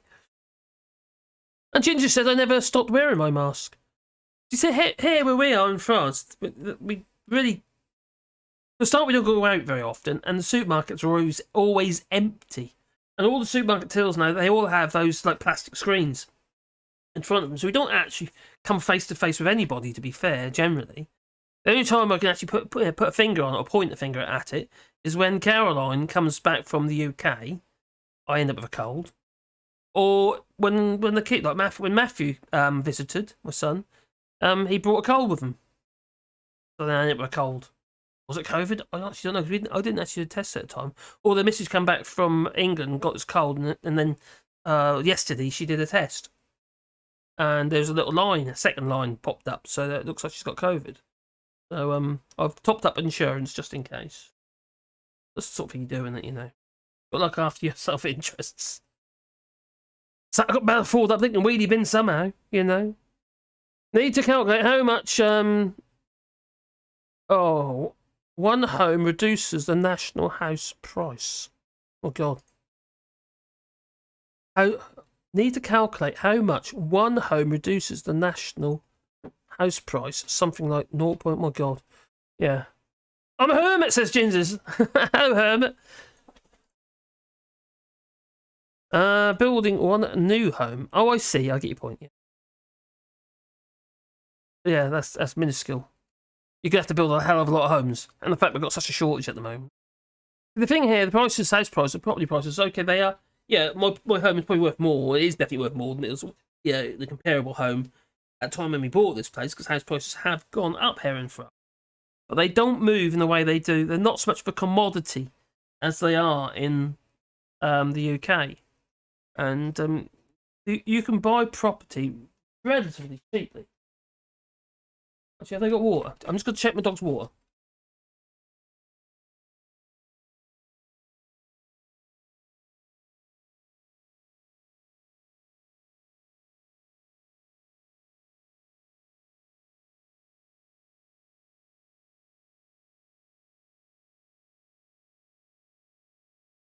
Just top their water up. Oh God, now they're all running back. One look at me and said, "Okay, and is it time?"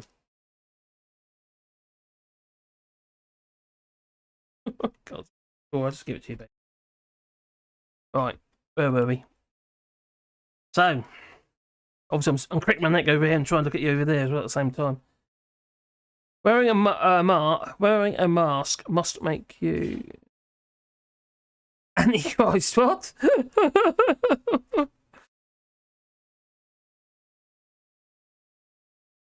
Oh, chat you at. Same here. I got a bad dose at Christmas week. It meant I had to keep clear of the folks until New Year. At the moment, you can get tests here. If you need to get a test to go in the hospital or anything like that, they're free. But in a few weeks' time, they won't be in France because all the rules regarding like if you go to the hospital needing a negative COVID test, they're all been removed in a few weeks' time. I can't remember the exact date, but they are going to be gone completely. And as a result, they're going to be charging for tests. So I think it's quite expensive as well, about 20-25 quid, euros, to have a test. So that's people just not going to get tested. So until we actually see, massive increases in hospital rates here in France, and there's quite a few cases here that are registered as COVID. Nothing's going to happen, is it? No, the government's not going to do anything about it. That's how I see it, anyway. So, scroll down. The dog knows he is spoiled. He is spoiled. They're all spoiled. My dogs are. They all sleep in my bedroom. They've all got their little beds and stuff. You ought to see my Wally. I put him to bed, all right? He's got a 4-poster. Yes, I built my Wally dog a 4-poster bed. And the works. It's got all curtains and that now. But also, he has a duvet, right? And in this duvet, I lay 1.5 down in the bed. He jumps in there. And then he has to be snuggled in like he's in a cocoon. Literally like a little nest. Not just a nest. You can't see him. You just see his little nose poking out where he can breathe. Yeah.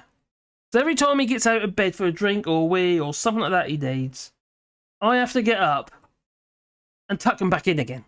So my sleep is broken about, I get woken up about 4 times a night because of him. Whereas Pandora and Sebastian, they just sleep all the way through, no problems at all. But they're in our bedroom, they're all in our bedroom. But in the mornings is manic because they just all wake up at the same time. It's like Christmas Eve when your kids all jump on your bed and they're too excited. That's what our dogs do. They just jump all over. Oh God, they'll get off. They wind you and stuff. And they stand in places you don't want them to stand. Like a little paws, you see. Makes your little thingy, and it hurts. Little buggers. Yeah, but they are little sweeties. We do love them. They're spoiled a bit. And it costs me an absolute fortune now with all the medication. I'm hoping that the new medication. Caroline brought back some herbal water tablets, and they seem to be working. They touch wood, and they're a lot cheaper as well. And from the chemicals, obviously, you can cause damage, can't you, to their organs? So I'm quite happy that they are. Definitely. So yeah, they have a good life, I think. And they really well. The dog's on the sofa, we're sitting on the floor. That's how it is in our house. Oh well. I don't need a dog. I get up to pee at least 4 times a night.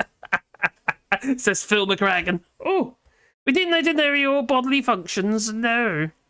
To be fair, sometimes I do have a wee at the same time, once I wake me up. But the dogs need toilet because they're on water tablets, so they drink a lot, but also wee a lot. Everyone should get the pneumonia jab. Yeah, I've had it. I had the flu jab. Because I'm asthmatic, I get it anyway every year, so that's quite good here for that. I just haven't. Caroline's due to have a 4th vaccine. I think it's a 4th one, and I'm not yet because I'm not old enough apparently. Yeah, I'm married and I'll get. Oh dear. Yeah, everyone should get the pneumonia jab. I don't need a dog. No. Oh, hello, Ruth Guthrie. I hope you're well. It didn't change much for me. Either, as I was pretty much a hermit the last 3 years in Tenerife. Oh, Sarah Jackson, the silver medalist windsurfer, has escaped to Tenerife to escape the turds around the UK, Ruth. Just so you know. One person's lost, one country's lost, another one's gained. Wonder if she still be. Well, she is. She's still surfing, representing the United Kingdom, I suppose. Oh, Ginger says she got the pneumonia vaccine too. Always get the flu shot, and I'm a triple quad vaxxed now. Oh, triple or quad vaxxed. I'm triple vaxxed. Apparently, according to the anti-vaxxers, they all reckon we're going to peg it. Well, they said that like 2 months ago. Then they said that last month as well. And it's a bit like Armageddon, you know. It's just yeah. The end is nigh.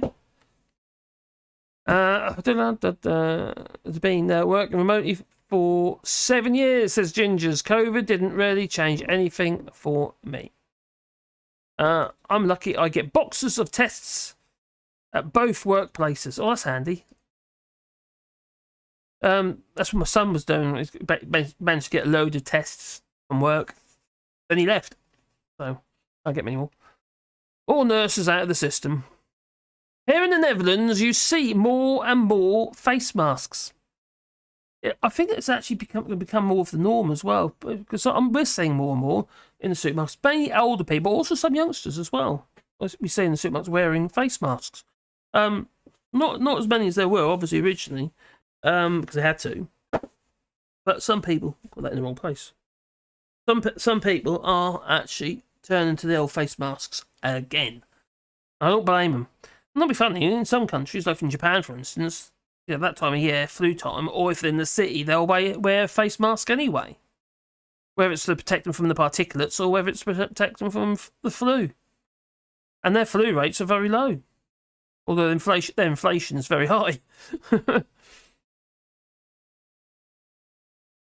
I've got a good point, Vipec. Using public transport, never stopped using a mask. That's a very good idea. That's if the public transport is actually running with all these strikes. Oh, the USA are where sanity goes to die. Oh dear. Well, it looks like Like you'll go person, woman, man, camera, TV. Yes. He's going to start his campaigning very soon. To be the next, again, deja vu, President of the United States. Oh my God. I have to admit, it'd be so funny, but on the other hand, oh my God. How dangerous is that? When we've got what's going on with Ukraine and Russia. I'll tell you what he wouldn't do, though. He wouldn't send those Abrams tanks. I can't imagine doing that. No. Not the orange one. You know. Not saying that, you're saying, oh, well, the USA or Santi goes to die, but let's be honest. One of the wettest we've ever seen from the standpoint of water. And tremendously wet. Oh, God's sake. He was the president. Oh, dear. I was in the music shops to see recently. To get a new string. Well, was it for your guitar? And I was surprised that the staff were not in masks. Oh, I see. Oh, that's in the. That's. Well, whereabouts are you again? I thought you are now, buddy. COVID. Oh, yep. I find more and more people wear masks, and in the shops are wearing masks. But all rules have been dropped, you see. Here in France they are. I only saw a few masks when I was out. I went to 2 different stores. Go again. There we go. Did that already.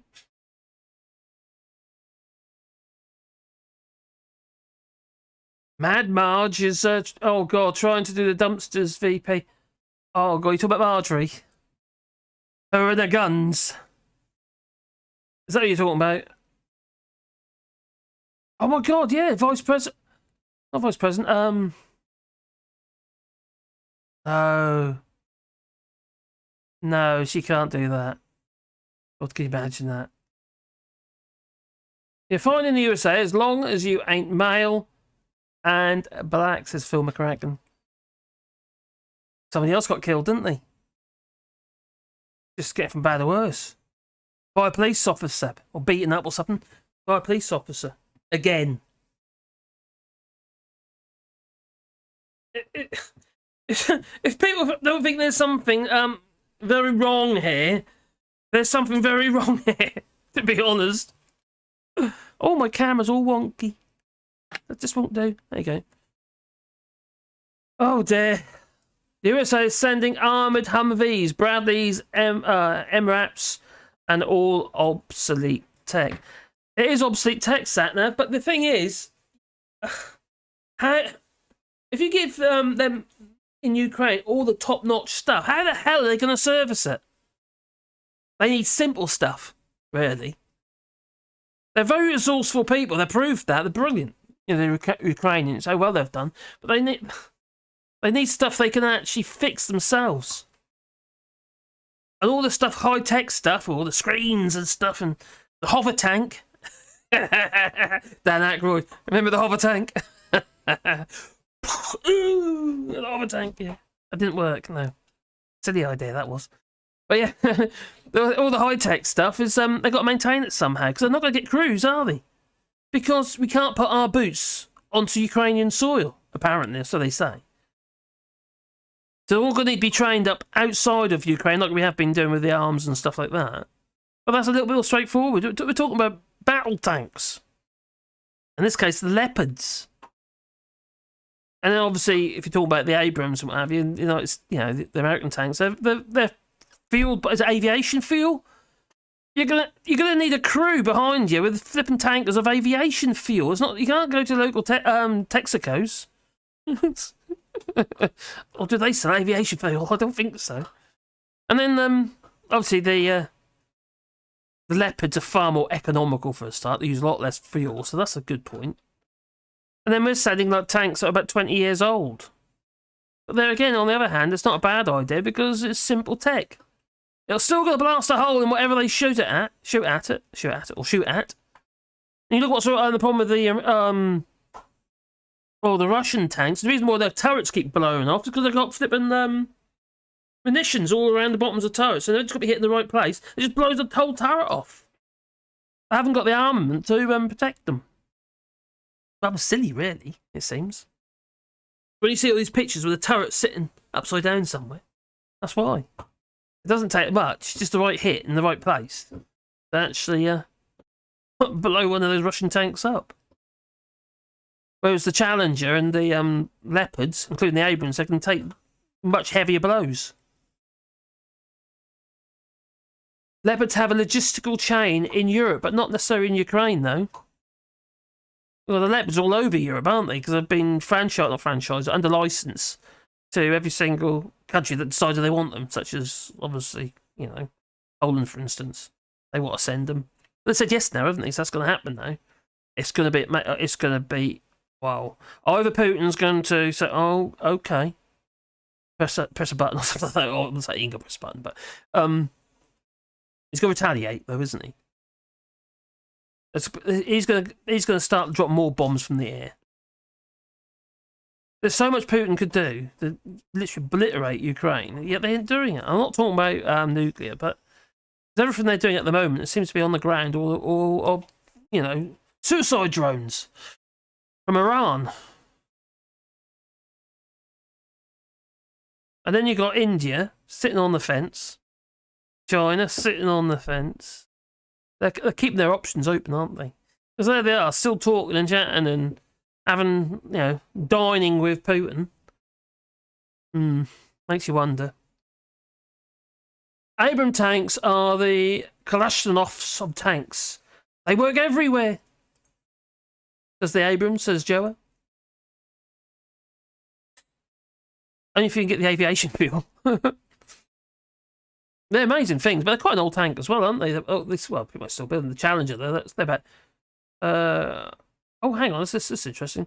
Satnav saying that the reports of the Challenger 2 from early Iraq showed a tank survived over 30 RPG strikes and still rolled away. Wow. Now that is amazing.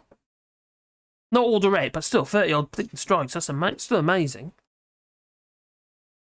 It's coming up to spring and the ground. Oh my god, the tank's going to be useless. Yes, because the frozen ground's going to turn to slush and mud and they'll be pretty much grounded. Yeah.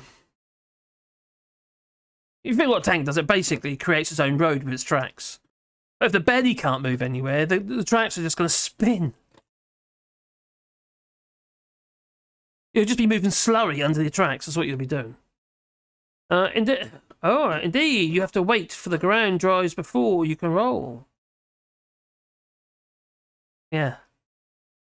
What is the wet season in Ukraine? Because like here in France, we get a lot of rain in May and June, and July sort of time. May and June we can get a hell of a lot of rain, so constant rain almost. Then we obviously get a lot of heat and what have you in between, a lot of sun in between, then no more rain. It becomes stormy and get massive hail, size of golf balls and bigger. Yeah, busting roofs and yeah, that's a valid point, Phil McCracken. Indeed, you need to wait for the ground to dries before you can start rolling the old tanks in. A lot to be said for your local police officer is armed and nothing more than a trusty truncheon. Says Jack Rat. Joe, what Joe say? Home tanks are the Klaskonov tanks. But the thing about the United States, the idea that anyone's going to ever be able to overpower the United States is for the birds. Unless you wipe them out, obviously, with nuclear or whatever. Napalm and all.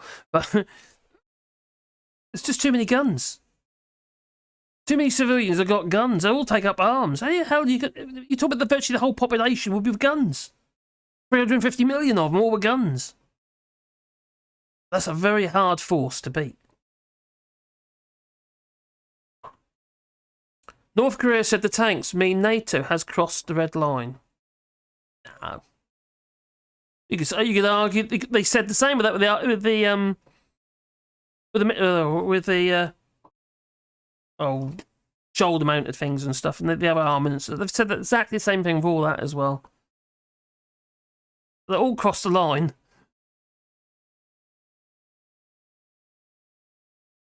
Why don't we build drone platforms directly into tank hulls so the tank doesn't need infantry?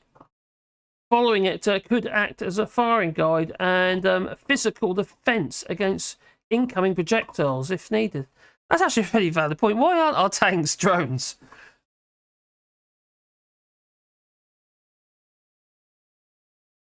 I don't see why they can't be.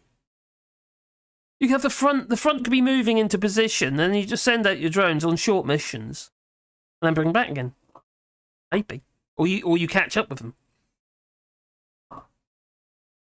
That's that's such a valid point. It really is. It makes perfect sense. Oh, Joe says the police, they use weapons here. They've got guns here in France as well. The gendarmes, they all carry guns. They all got their pistol on there. I don't know what sort of pistol they have, but they've got a pistol. So, yeah. There is some truth in that guns don't kill people. People kill people. It's a social issue, a cultural issue. We don't, here in France, people don't generally keep going, they're not doing drive-bys and, you know, obviously you get the crazies in the sense of the terrorists and what have you, but people are just going to be being radicalised. On the whole, we don't have a serious issue with gun crime here in France. And there's a lot of guns here as well. All the farmers have got flipping guns, 2.2 rifles and stuff like that and bigger. I'm sure some of them guns they got are not legal. Still use them to shoot the poor deer. Yes, they really do. If you look for a vid by Artur the Estonian soldier, he explains the infrastructure required to direct drone ops effectively. Oh, that sounds interesting, because I fly drones. You might see one of my little drones over there. There's one of them over there. There's another one which is actually, no, that little tiny there, but there's one on the shelf over there, fold-up drone. And then I've got the big one upstairs. Used to be hanging up there, actually, but it's not now. People with guns kill people. That's a fair point, actually. The guns do kill people, as long as the people with the guns.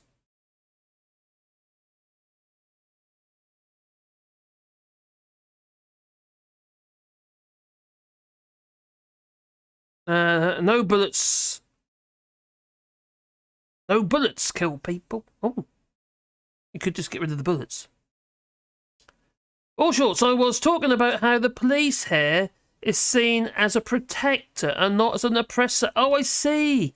Kids are taught to address a cop when in peril. I wouldn't be a bit surprised. It's a bit like how it is here, to be fair, in France, because you're in Portugal, aren't you, boy? Boy, I mean, Joe. Boy? What did I say boy for? Korea has something like a tank drone, and it is built on a mini digger base and has 12 mortars on it. So it's like a little 360 tracked unit. I take it. Quite an interesting idea. Is that Korea as in North Korea?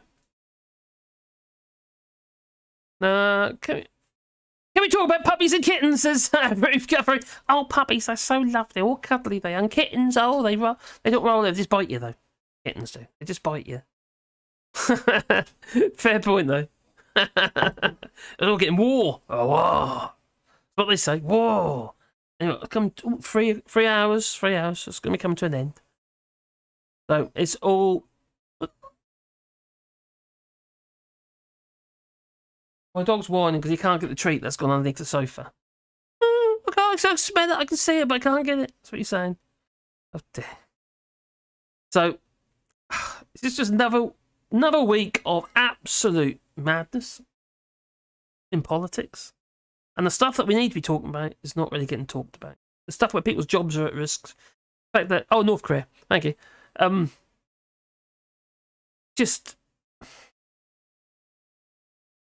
people are suffering, and what do we have every single? It has to be talked about. That's the thing. You see, there's just not enough.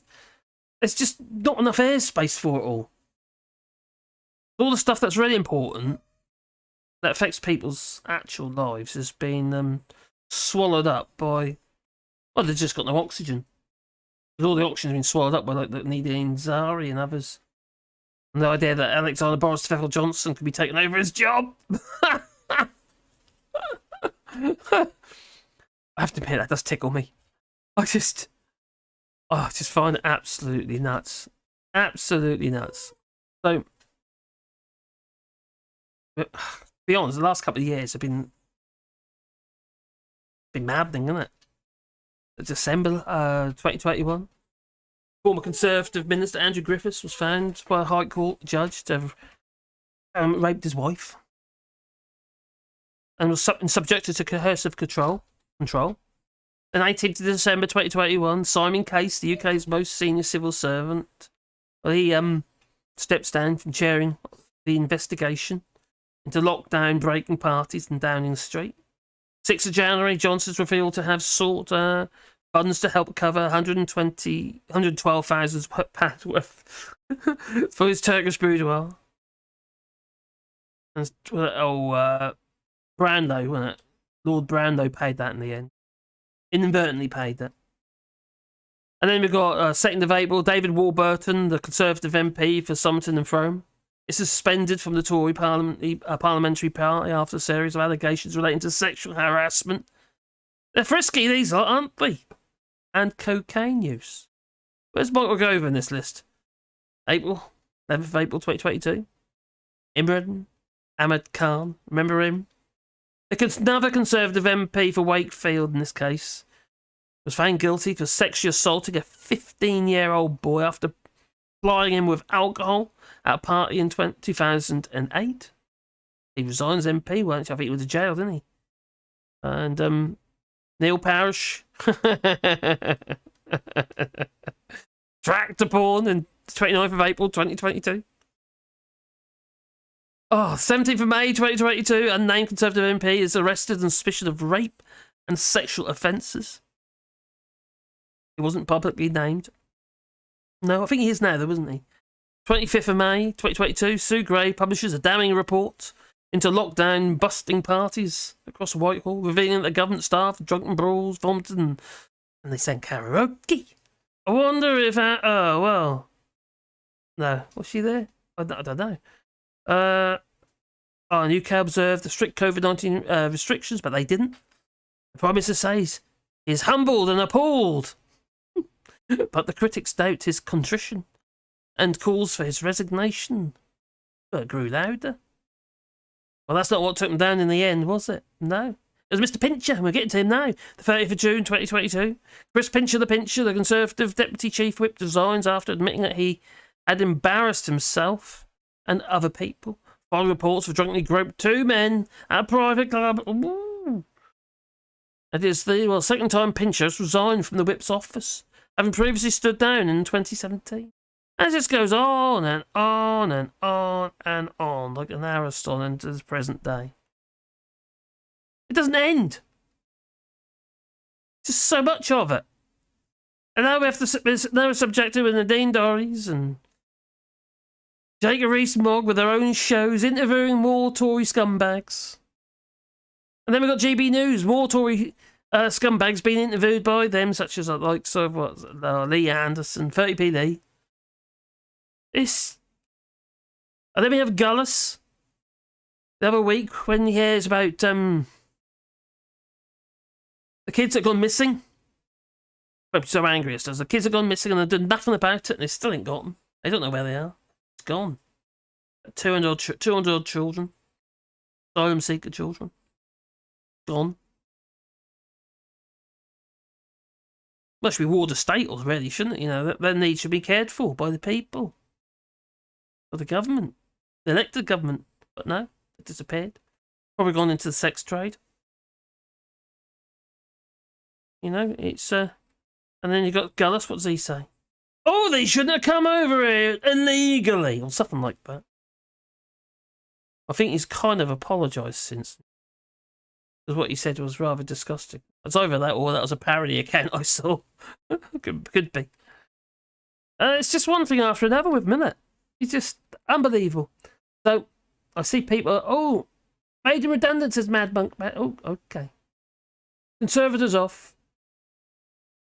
No. Scroll up. Crazy story.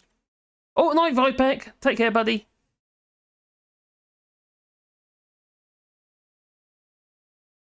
I was, Mad Monk 33. I was in the Royal Artillery Air Defence. You should volunteer yourself.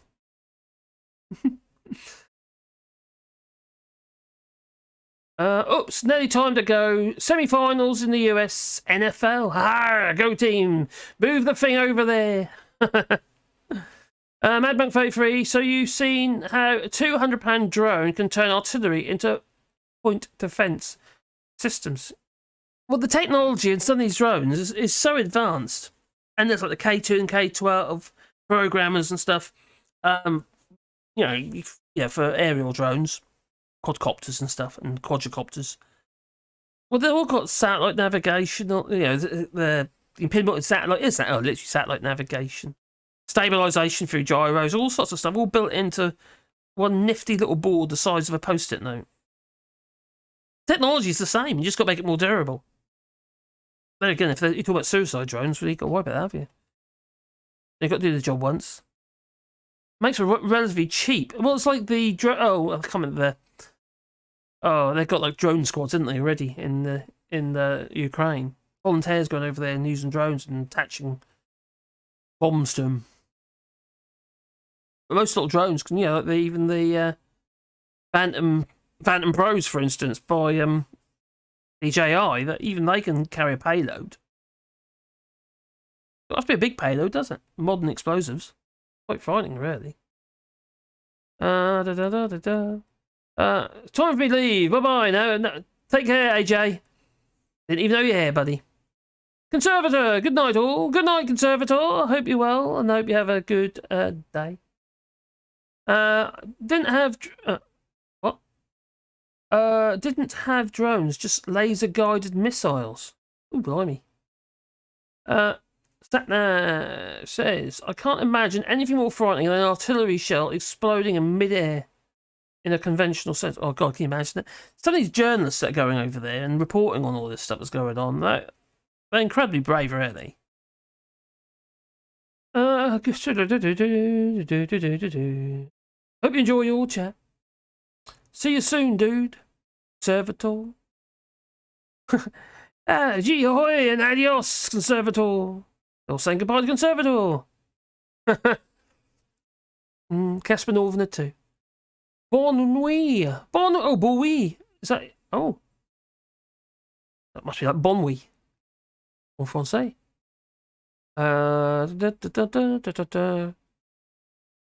Do you watch Max streams, Ruth Cuffery?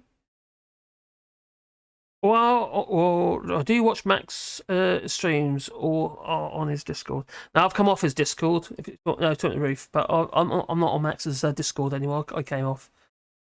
The start, I find it's because of timing. It's really bad for me, and I need sleep. And although I do like Max, I find it's all a bit formulaic for me. I know I'm a bit erratic, as you probably already worked that out. But yeah, well, I am going to be calling it a night too. People are disappearing. Got 35 people here, so I imagine everyone wants to be going to bed too. And it's 12:15 in France, so in 3¼ hours, just about. Well, actually, that time's been 3 hours 11 minutes. I was a couple of minutes late. I do apologise. So I am going to say, yeah. Yeah, I've still got my Discord. I'm still on this, but that's only really. I'd like to speak to them at the Snowflake Show. If anybody knows the Snowflake Show, by Lee Corn, and he isn't here at the moment, is he? No. Yeah, but it's worth checking out. Yeah, and it's a young show, and they just started out, so they're feeling their feet at the moment. But I think they're doing a good job. They've got a format. Which I haven't. Good night all. Have a lovely week. Be safe, man. Says Satnav. Yeah, I'll try to be, buddy. I'll try to be. Quite hard at the moment because the missus got COVID. Ta-ta, says Lefty Boater. Ta-ta, buddy. You take care. I'll be on my old woodworking channels this week. I'm trying to get sorted out in there still.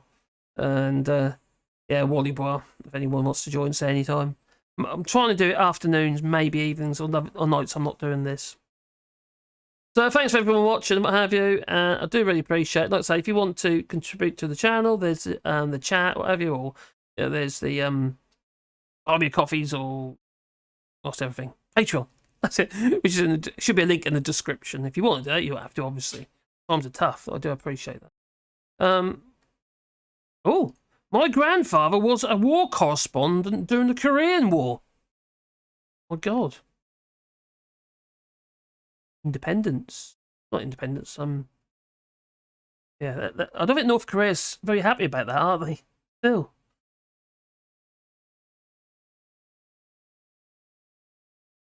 So, it is time to go and say ta-ta. So I do feel, though, we should all agree with Nadhim Tory. Because he can't help it. No. Privileged. Self-made privileged, but he's still privileged, and so is his horses. They're very privileged in their heated stables. Been paid for by taxpayers. Yeah. The likes of, well, Lee Anderson, and there's 30p meals, and there's £200,000 worth of expenses every year. How is that even possible? For Lee Anderson, scumbag of an MP? I wonder how much Gullis claims. For his monkey treats, maybe, I don't know. He's a bit of a chimp for that one. The name's Ari. Is off to the back benches. Unfortunately, he isn't gone completely. We've still got part with him, and we might get Boris Johnson as a Tory party chairman, according to Jacob Rees-Mogg. Although Jacob Rees-Mogg and Nadhim Tory have, well, they've got a real thing for Boris. He can't do no wrong. No. Oh dear. Well, it's time for me to go, so I've got to say ta-ta, you know.